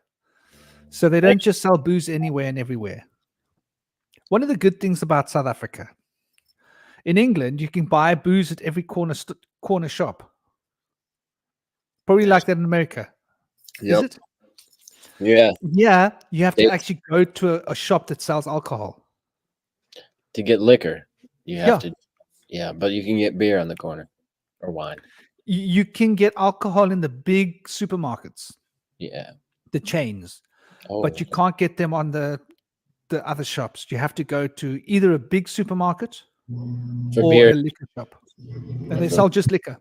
Oh, liquor. Oh, we can't get liquor at the grocery store. Well, in England, you can buy a bottle of wine Mm.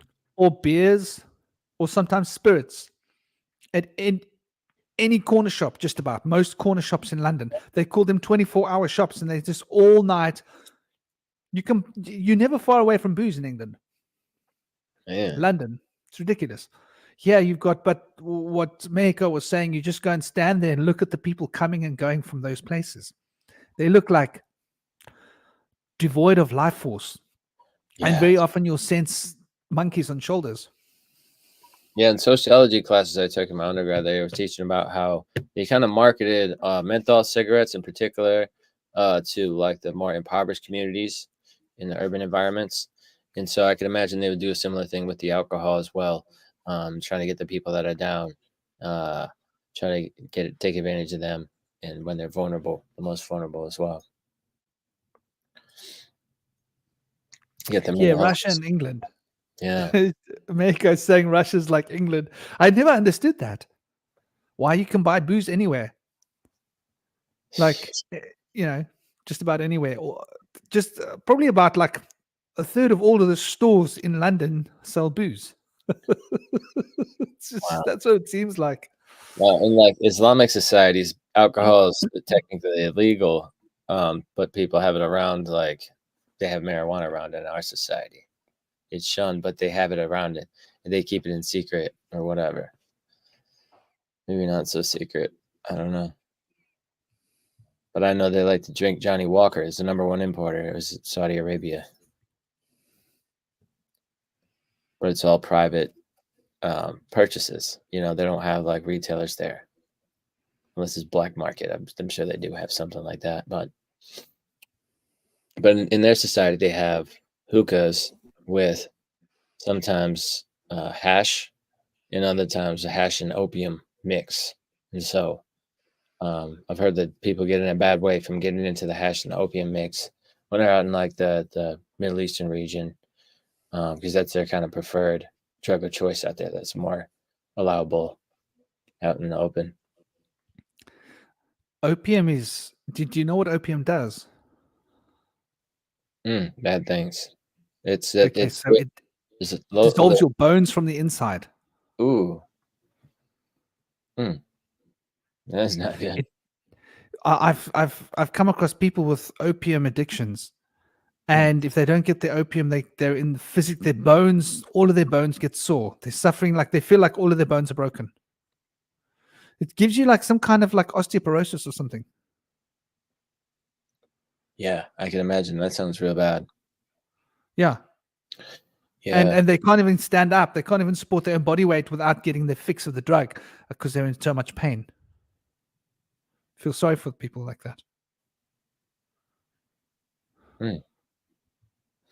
Yeah, I wonder if that same thing happens from an endogenous endorphin. Endorphins are like endogenous opiates. When we do things like hormetic response, like if you do jogging, you're tearing muscle tissues, and then when you stretch afterwards, you get that endorphin rush. There's endogenous opiates that come into your bloodstream and take away the pain. as the muscle starts to rebuild. So, but I wonder if that process also breaks down the bone or joint. That's a very good question, and it makes me wonder why ashwagandha makes your muscles stronger. The herb. Mm.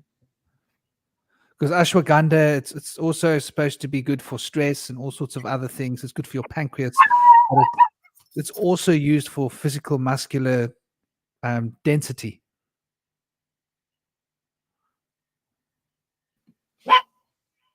Yeah, I take that every day. That's good for fatigue and vitality. Yeah, I'm sorry. What did you say, dear brother? I take ashwagandha every day. It's wonderful.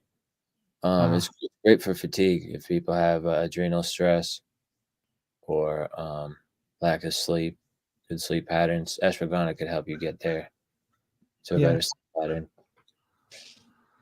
Yeah, I mean it's like the wonder herb, isn't it? From India. It's got so many different. It's good for your neurology. It's good for your muscles. It's good for your organs, your pancreas. It seems to be like a, you know, one herb does it all. I think the leaves are better for the mind. The roots are better for the immune system, and the stalk and the stems are the best for the muscles, I believe. Check me if I'm wrong. Yeah, I tried opium a few times, and to be honest with you, the problem with the high of opium is you feel this dirty feeling inside your body. I can't explain it.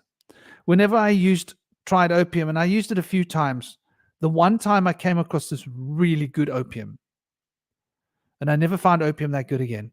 And it was like almost out of the body experience. But there's this background dirty feeling in your body.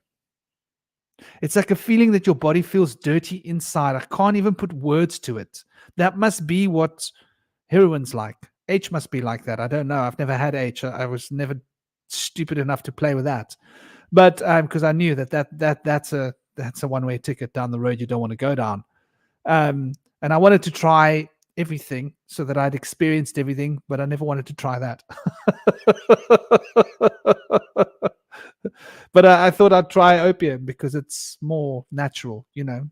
They take it from the. And I had a similar feeling.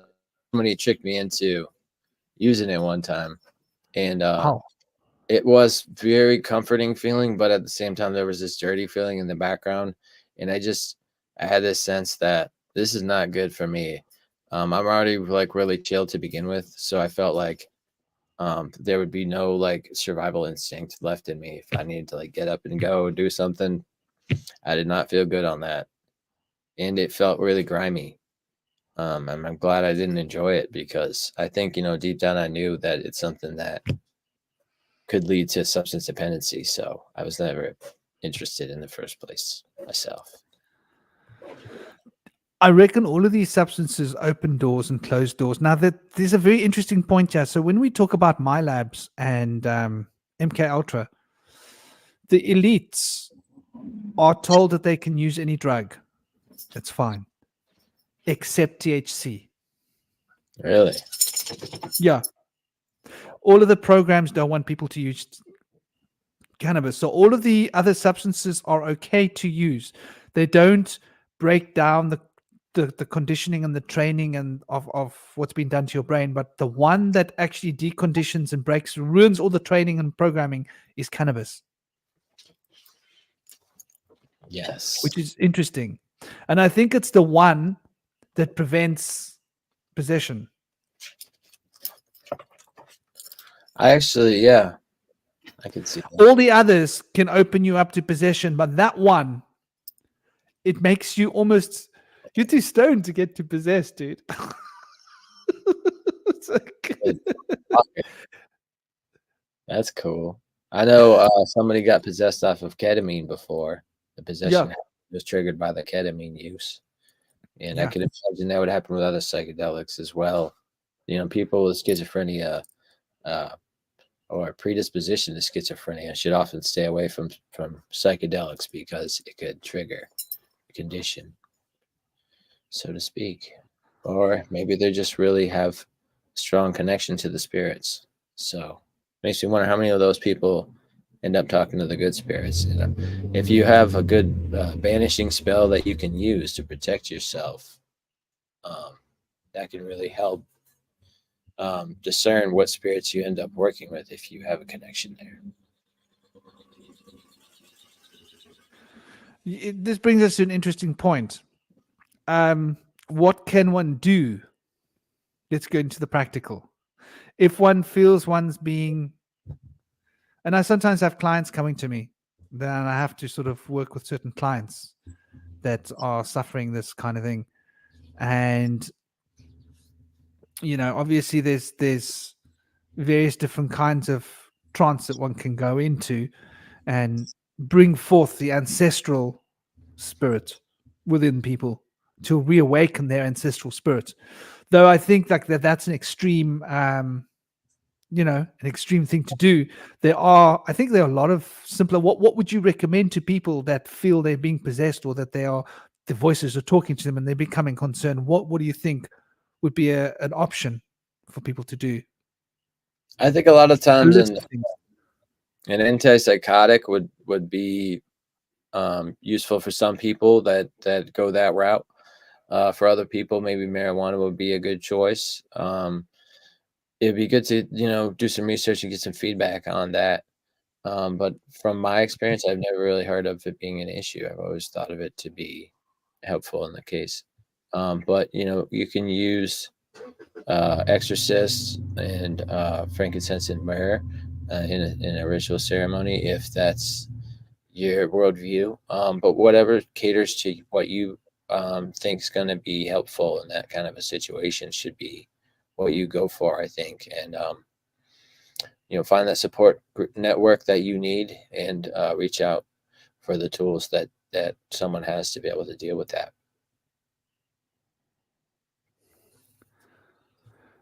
Rob mentions lithium.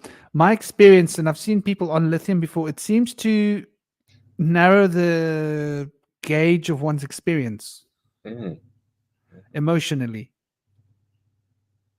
Yeah. It turns down the emotional volume, and I'm not quite sure whether that's the best thing, personally, if that makes sense, because that inhibits one's ability to be sensitive to empathy. Yeah, I would. Yeah, Short term thing that you would do, because just it's not going to go away when you escape it by changing your emotions. When your emotions come back, it's probably going to still be there. But if not, it's worth using it in a situation where you want to get out of that situation until you get something better. But ultimately, you would want to be able to get a banishing spell, or so have someone come in and banish that spirit from you, so that you don't have to keep covering that up and get a fixation on using that drug to escape it. yeah. I think that makes a lot of sense, because then that can become a handle, a doorway in for the next. You could have a queue, get the one out, replaced by the next. Knock knock, bye. I suppose that's how it works. It's like a toilet. They discovered there's a toilet there. If you put up a sign for toilets in a city, it's people are going to be queuing at a door. You could have a lot of fun with a locked door and put up a sign there, free toilet, and see how many people stand there queuing and how long it takes to figure out. Yeah. But That's good. I do think that you mentioned antipsychotics, and I have my doubt about antipsychotics, because some of the biggest antipsychotics have been banned, but it normally takes about 10-15 years for them to be banned. What was the biggest one that was used for many years? Everybody was on it 20 years ago.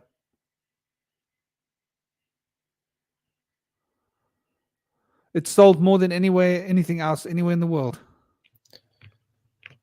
I know the Seroquel was the #1 sleep aid, probably. No, I'm talking about like the big one, man. It was um what was it called?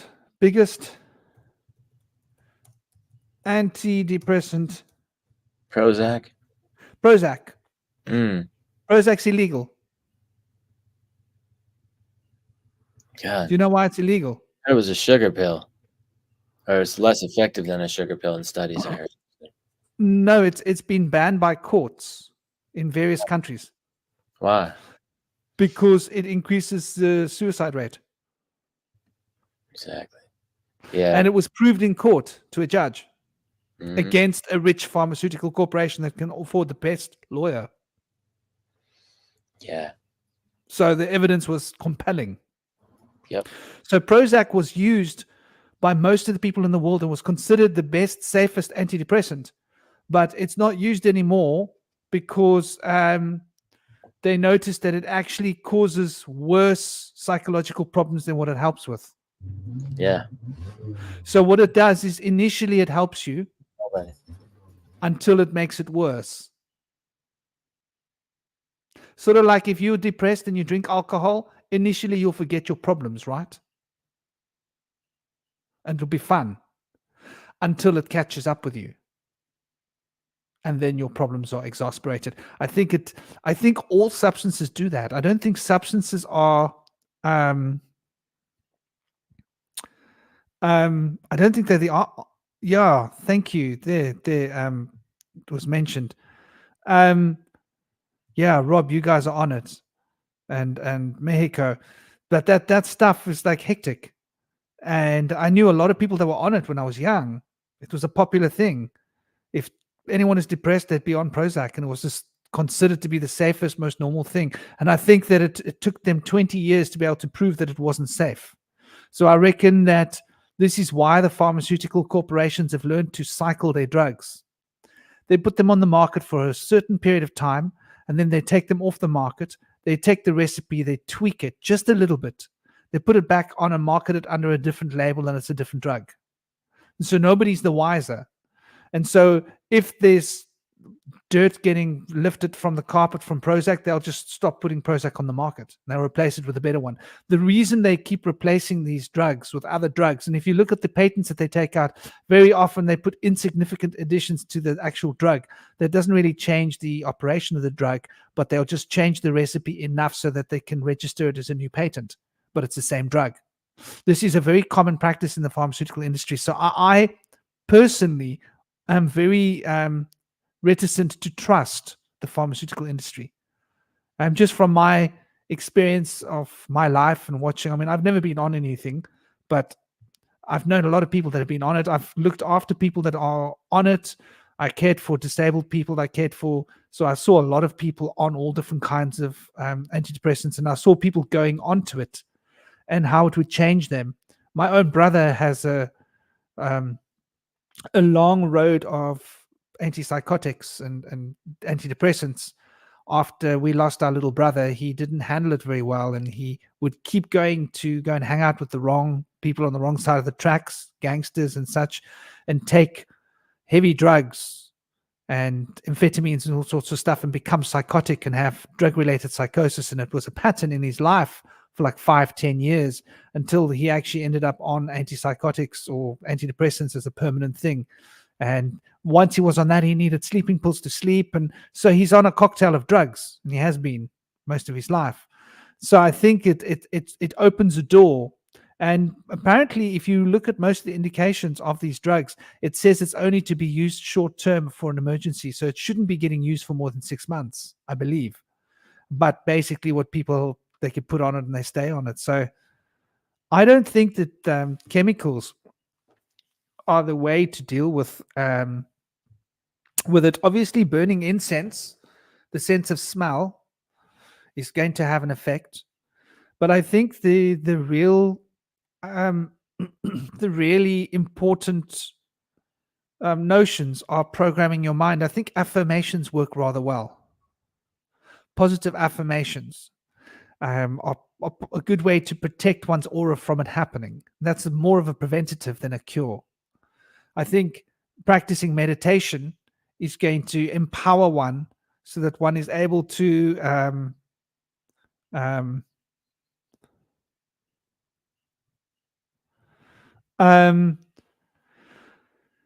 able to introspect. And so that practice of true introspection of a disciplined meditation regime makes it very hard for something to insert itself into one's consciousness, because one gets a very clear sense of one's internal landscape through the act of introversion and introspection through meditation and considering who I am. And when one starts to follow the breath, one starts to shift one's neural pathways into a particular balanced harmonic state where basically one is able to find a state of harmony. And I think that these beings that want to possess you cannot possess you if you're in a state of harmony, because it just doesn't work that way. They need a disharmonious environment in order to thrive, in the same way that diseases can only enter your body if there's excessive acidity in your body. And if your body has not got an acidic space, bacteria won't grow in your body. And these viruses need to partner up with certain bacteria in order to thrive. So if you keep your body healthy and keep the alkalinity at the correct level, you shouldn't actually really be able to get any viruses. Welcome back, dear Stein. Lovely to have you back. How was your show? Oh no, I was on the first official board meeting for the Grove of Odin Incorporated. Wow. Because the tribe of the Greater Pagans has gone legit. We are now officially a incorporation. What an interesting concept. Yeah, so you can start polluting rivers and get away with it. Yeah, for sure. No, yeah. I mean that's certainly what we do as a pagan tribe, you know.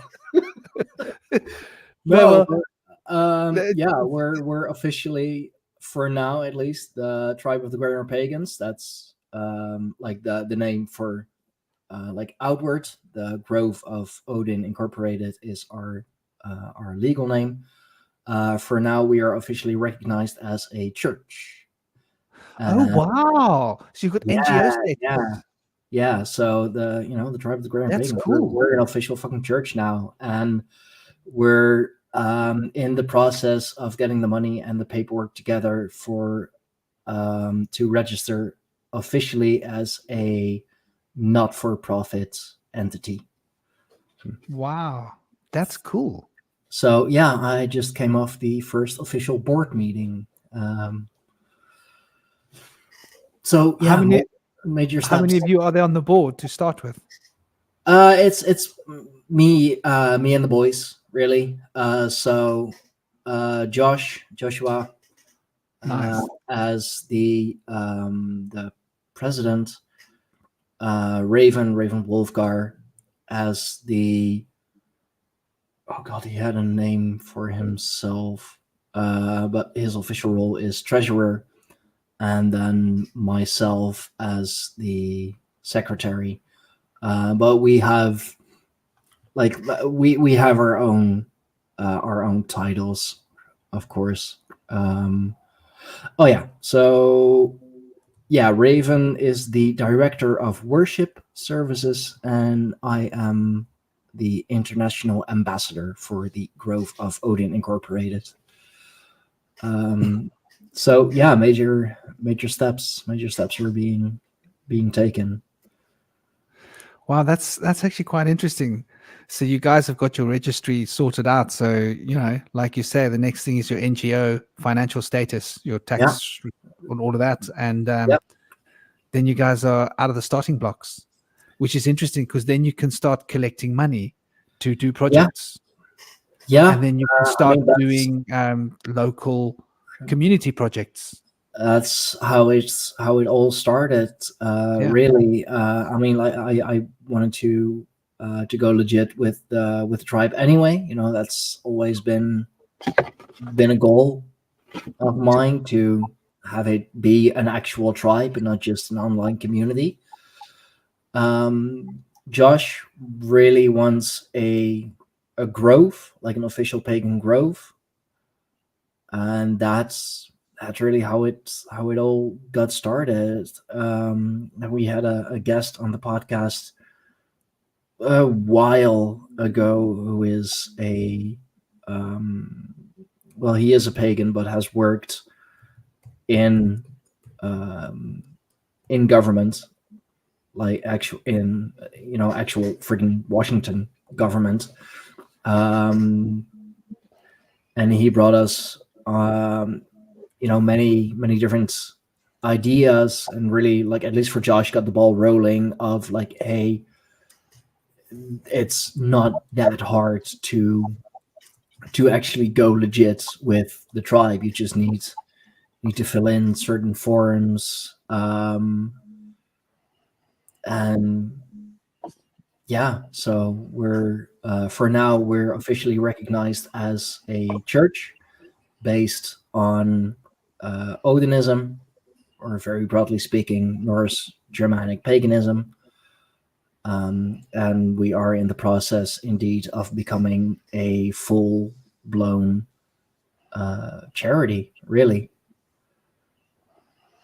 Yeah, that's cool, man. That's really good. You guys have managed to like hit that one out of the park.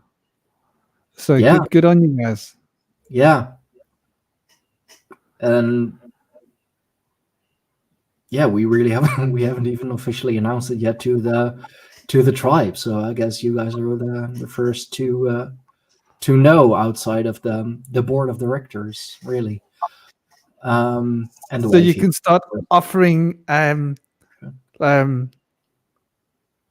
talks and workshops by the organization we on can the do damage we of can do religion. all The damage sorts- of religion. Yeah, we can do all sorts of things. Legitimately. And no one mean, can sue you because you can hide underneath your corporate logo. Yeah, You understand? I You literally there's no could. personal response. There's no personal liability. You can insult the Vatican if you want, legally. Ooh, I got some choice words for the Vatican. Welcome, but welcome. yeah, I technically I could. I mean, we have just agreed that we are going to at least try and behave ourselves, with the emphasis on try. Like, we are still, a bunch of roughneck pagans.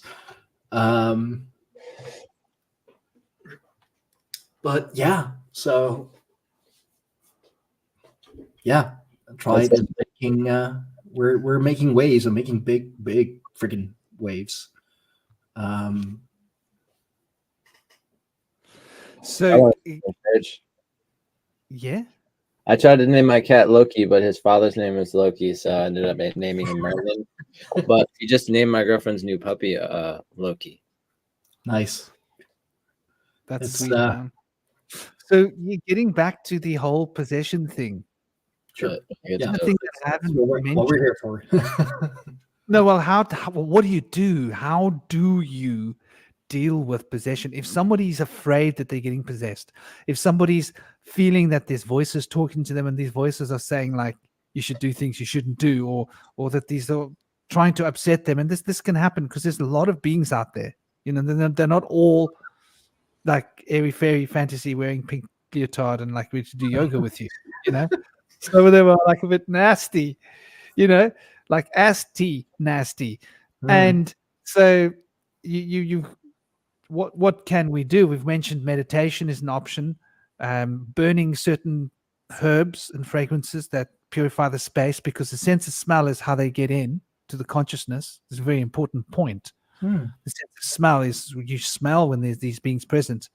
And another thing is animals. We don't realize how powerful animals can be. And this is a shamanic thing. Like, people think animals are just animals have got powers. Oh yeah. And our animals can protect us. I mean, Indy, like we just saw one of your cats, like, this with cats, like, they'll sense and see things before we do. Like, they'll just sit still and look at like one particular corner of the room, just for like, we don't see what they see. We don't, take in what they take in, but there is something there. And if you're cats, especially cats, I don't know about dogs. I've always been around cats more, but I do believe dogs are very sensitive as well. So that's man's best friends, and the one who thinks we're their servants. They're very sensitive. Like, they'll notice things before we do. Like, if they get nervous, if your cat or your dog is getting nervous, you have a reason to be nervous, because something's there and it's not good. And its interesting point is that a dog's barking can affect these beings. Birds, the sound of birds, can make them feel uncomfortable to be trying to come to you. So if you've got birds around you, in other words, people don't get so easily possessed when they're in a grove, because there's birds, and the sound of the wind through the trees and the music of nature is entertaining your consciousness in such a positive way that there's no space for anything to get in. You've got to be thinking in a negative pattern to be able to open a door.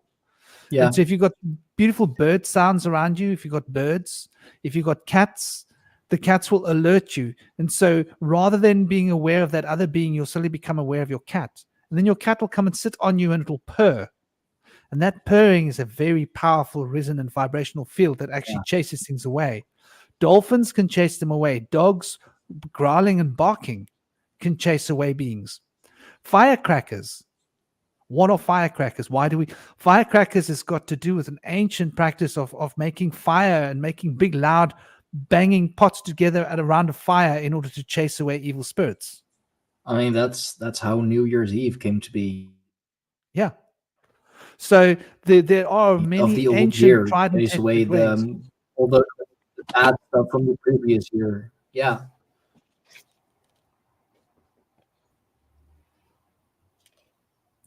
And then if that doesn't work, a good old-fashioned marijuana cigarette.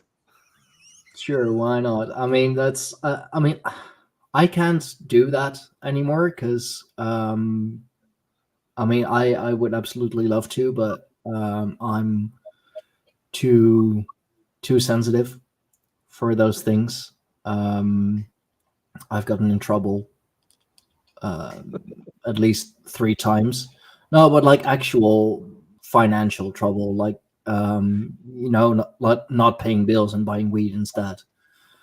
So I can't do that anymore. But I have definitely had a couple of my most vivid experiences, both positive and negative, when on marijuana. Yeah. The Christmas ceremony of using a tree is a pagan ceremony that's been adapted. And the ritual is originally with bells. And bells have always been used to scare away bad spirits. And in this situation of the original pagan, I guess, Yule tree that became the maypole, they use the bells and candles to see if the spirits would come in. They would blow out the candles and ring the bells. Those are the Santa's sleigh, the bells on there, and riding through the skies. It's very reminiscent of the Wild Hunt, of Wotan's Wild Hunt. Bells on the sleigh. It's all pagan iconography. They're all pagan. I mean, not necessarily all, but a lot of it comes from paganism, just like with Easter. Like, what the heck do rabbits and eggs have to do with, like, what is it, the resurrection of Christ, I believe? They're fertility symbols. And in spring, I mean, that's the pagan New Year. Like, it really doesn't make sense to celebrate the New Year in December when everything is still like fucking cold and dark and all of that for at least another 2 months. By March, everything comes back to life. Nature wakes up again, the birds start singing again. The grass becomes greener again. Tree leaves form on the trees again. So it makes a lot more sense to celebrate the New Year's then and celebrate the fertility of the land, the fertility of Mother Gaia, if you will, and eggs. I mean, if there is I don't think there is a big or more well-known fertility symbol than an egg. You could even think of the cosmic egg, out of which our whole cosmos is born, and rabbits, because the saying is breeding like rabbits, and they breed. Yeah, the interesting thing, what Mexico is talking about, in Russia, they won't whistle in a house because they believe that it will attract spirits, which is quite an interesting concept. And you mentioning rabbits, superstitions, a lot of them, yeah. That's a superstition worldwide, I believe. In so many places, not whistle in the house or just indoors because it attracts bad things. That's a very old superstition. I missed that meme because I've always whistled indoors. I whistle everywhere. No wonder it winds people up sometimes. They complain, stop whistling. Well, imagine how haunted your place is, No, I actually had to, when I moved into my house, the people that stayed here before actually left because there's some history around this house. And when we first came in here, there were things that happened. I mean, in front of 5 people, something lifted up into the air in the bathroom by itself and fell on the floor. I mean, that's so when we first moved in here, there was a presence on the stairwell. There was something bad that had happened. Someone had fallen down the stairs and passed. And on the other side of the house, there's a spiritual presence. And so I had to get out my old drum and my old essences and sing that spirit away. And the one on the other side of the house, I made a deal with her. She can hang out as long as she is a polite house guest. So we've still got one on the other side of the house, but she's no bad intention. The one on the stairs had bad intentions.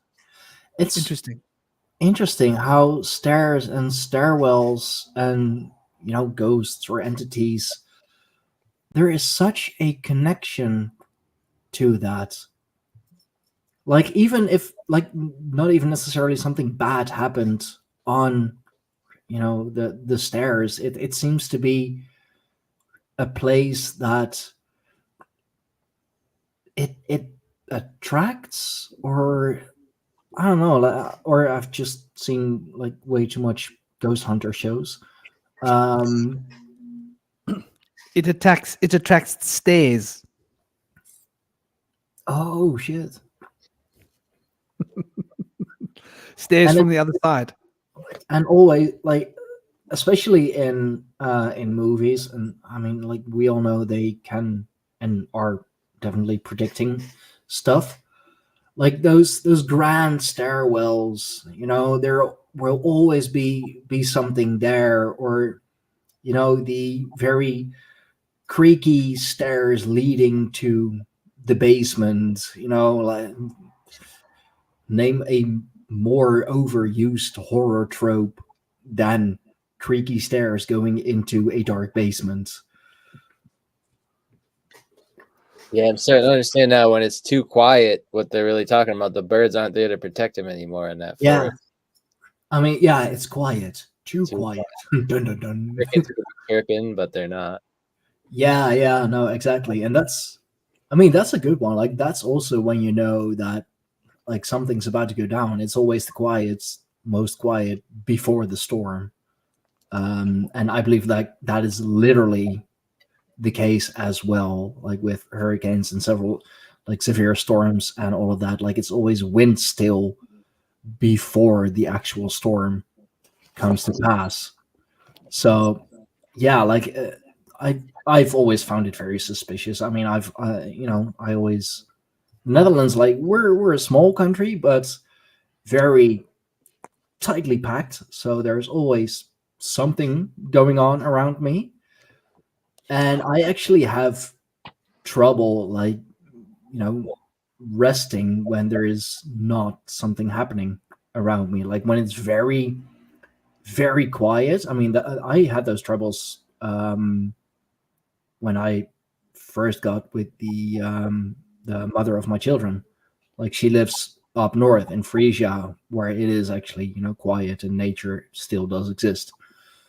But it was so quiet, and I was just like, this is no, like I'm from the city. This is not. I don't know this. This is uncomfortable. It was really that was really odd. I wonder if a more noisy forest would be more welcoming to you or something. Like a jungle. I think it's both. I think it depends on the sound. Yeah. I mean, a noisy jungle or whatever. I mean, that's still nature. I can do that. I don't think you can get possessed in a noisy jungle. True. I mean, Urban sounds would be more like a windy beach sound or something. ooh. I mean, I know that my mother's grandparents, they actually lived in the dunes. So literally a part of my bloodline goes back to, like living on the beach, living in the dunes. I would like that very much, actually. In a grove or near a grove, tribal land. I mean, it's what we're aiming for with the tribe, for sure. And I mean, especially with the way the world is going down fast. Going back to nature and living in nature, or at least close to nature, I think those are the safest places you can be, because if shit's gonna go down, it's gonna go down in the cities. And I think possession, evil entities, demonic entities, they play a big part in that, because I do believe that, I don't want to say all, but a good number of the people who actually rule this world behind the scenes, the puppet masters, if you will, they're in some dark stuff, and either they are possessed, or they have willingly let themselves be possessed.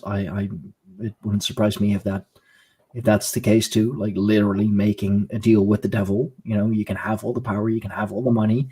I just need control over your body. I think there's something to that.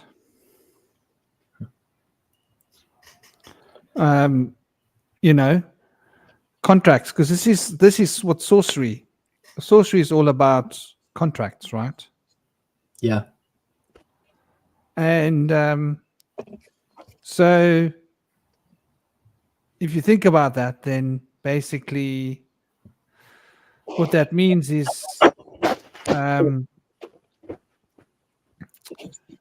people have, since antiquous times, been able to make contracts with beings from other worlds in order to be able to, get what they want. Yeah. And I wouldn't be surprised if you look at corporate logos. That's something. There's something being said there. There's sigils. It's still something I want to cover on the podcast.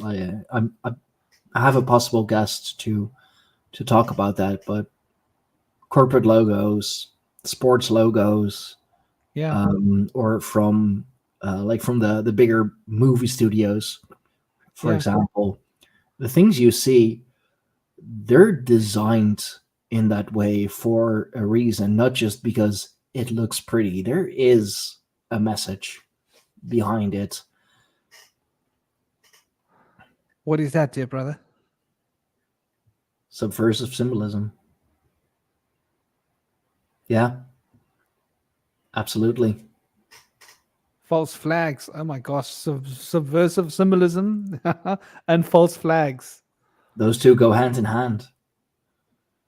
Yeah. So we see colors, shapes, lights, and lines being used in all these logos of these corporations in certain ways, and these different colors like invoke something in us. And I would think it's probably not much different than the chakral alignment that it's invoking. That with the red and orange and yellow being lower, green being the central chakra, and then blue, purple, indigo, and violet being higher chakras of the system can be invoked. And when they're flashing blue and red at the same time, it's like you're going back and forth. So there's certain things that they're doing to us with these colors and these lights. And blue and red are also considered to be Masonic colors, together with the black and white, because they are on the opposite end of the light spectrum. Of course, that's why you in martial arts or in boxing or any kind of like any kind of physical sport, like you have a blue corner and a red corner, which also goes back to the Dutch and the Irish. Actually, I believe they were the first one to introduce it, at least in boxing, because the Netherlands and Ireland have always been two very great boxing nations, and like as I said, they're on opposites of the light spectrum. So you have the red corner, and in the opposite color, the opposition is of course in the blue corner. And like makes me wonder, like the one is defending and the one is attacking. The red is attacking and the blue is defending. So you got a title. I'm defending my title. You want my title. Good guy, bad guy, or they'll put the underdog, because who doesn't love a good underdog story? Like they'll put him in the blue corner. Oh, is the underdog in the blue corner? I'd say so, because like red is also very much considered to be a martial color. Yeah, but I always thought it was because when you fight, like one fighter's ranked number 20, one fighter's ranked number 35. So number 20 is defending his rank. Because if he loses this, he drops his rank. Yeah. Against other fighters. And the other one, he's aggressively approaching the other fighter to try and get rank from him. So if I can beat you and you got a high rank, I got a low rank, my rank goes up and your rank goes down. Yeah. I don't know how that exactly works with the coroners. It's like currency. I'm coming to take, and you've got to protect. And blue is a defense color, like martial arts. Blue is like water.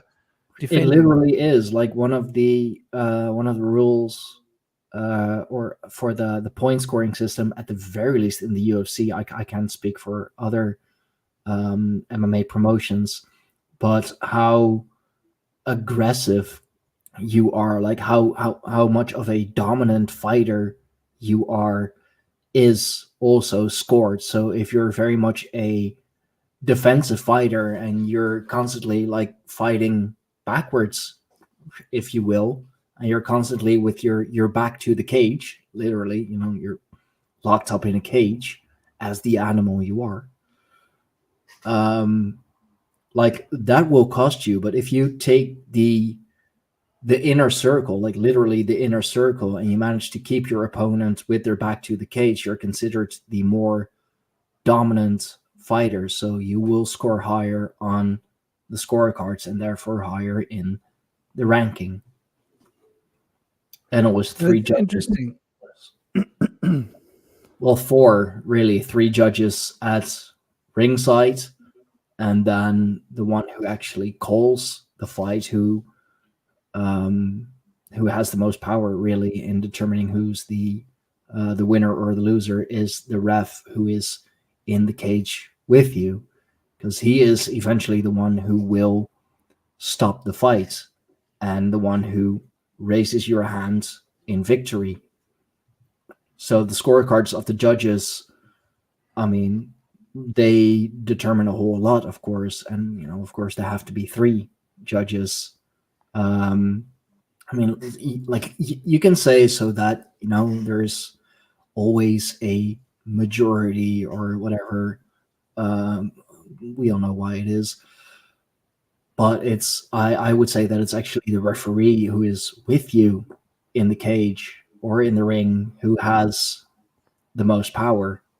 He's the one, like with so many fights, like who gets the most shit if the fight is like stopped early? It's always the ref, because he called it. He called off the fight early or whatever. He determined that you lost. Why? Because in his eyes, in his perception, you lost. You didn't fight back. So there's so much to that. That's why I started the series on the podcast about like the occult in sports. Still kind of working on that. I mean, red and blue, the colors are just an example.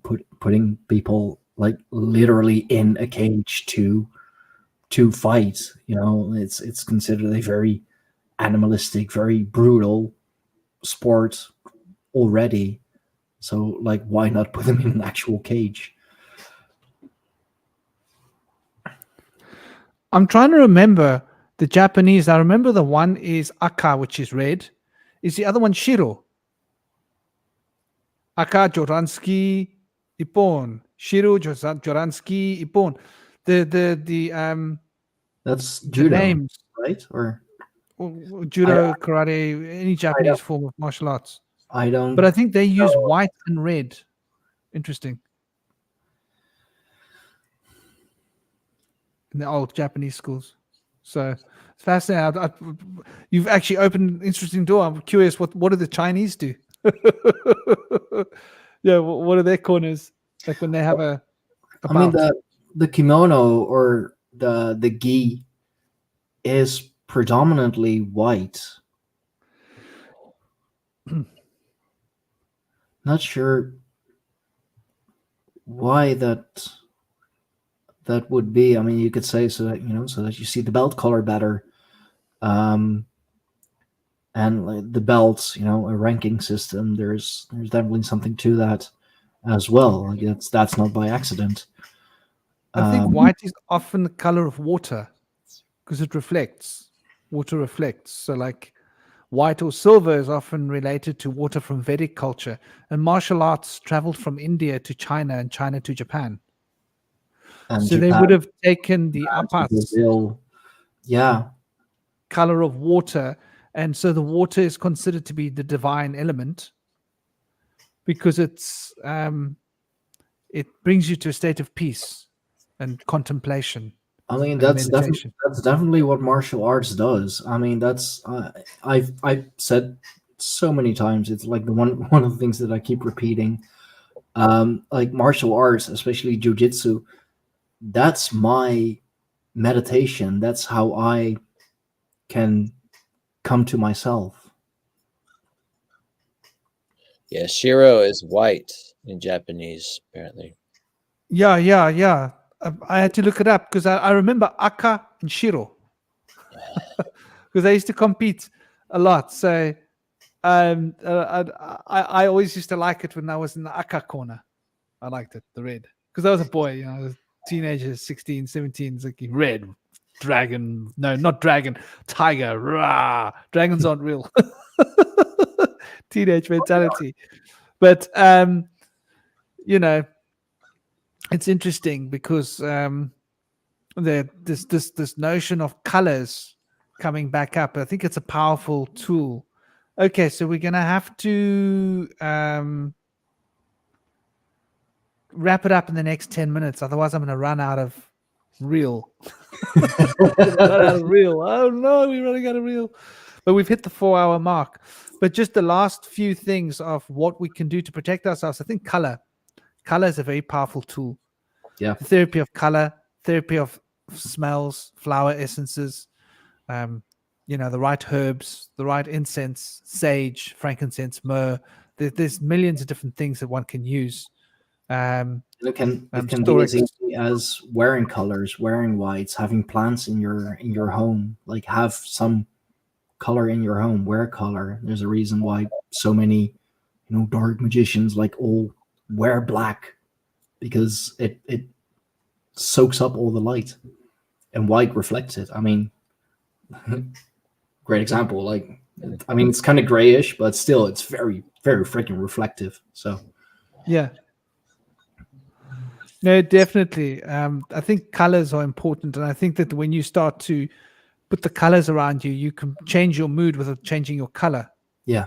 Put on a different color piece of clothing, and your mood changes. Yes. And if something was trying to get in on a certain frequency of mood, you've changed your mood. You close that door. You can even do it with your bedding, with the sheets. Yeah. Of the sheets. I mean, like, you spend, if you think about it, you spend most of the time. I mean, if you have a healthy sleep pattern, that is, like, you spend a third of your life.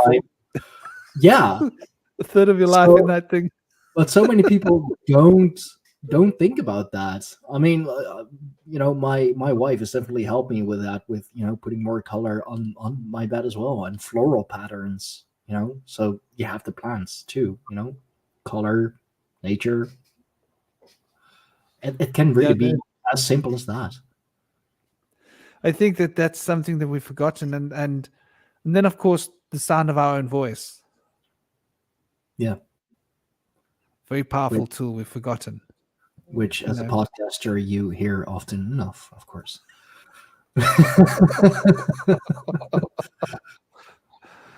But yeah, I mean, to mirrors. Okay, so this is a black mirror. Oh yeah, black mirror, a scrying mirror. I mean, you can conjure up all kinds of things on there. And can these beings communicate with us through our software? Probably. I mean, my experience is that they can mess with electronics. Yes. Oh yeah. So anything electronic, they should be able to mess with it somehow. As we're surrounded by electronics.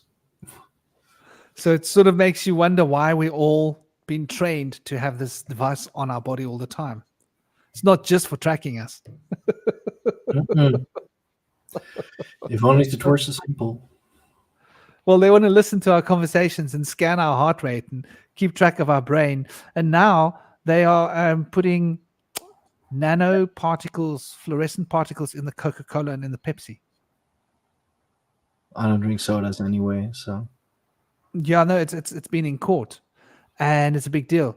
And on the same breath, the same time, Coca-Cola has made a $1 billion deal to utilize Microsoft's AI systems.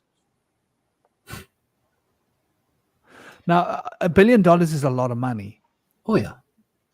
What do you need $1 billion worth of AI systems for? That's a lot of AI system time, $1 billion. Because you know how cheap AI system time is compared to human time.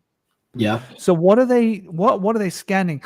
If you put the two together, if they're putting these particles into Coca-Cola and Pepsi and they can light up a certain part of the brain, and their phones have the ability to scan your brain, but not very well. But if you have phosphorescent nanoparticles in your brain, wouldn't they light up when you think? And then when those part of the brains become electrically stimulated.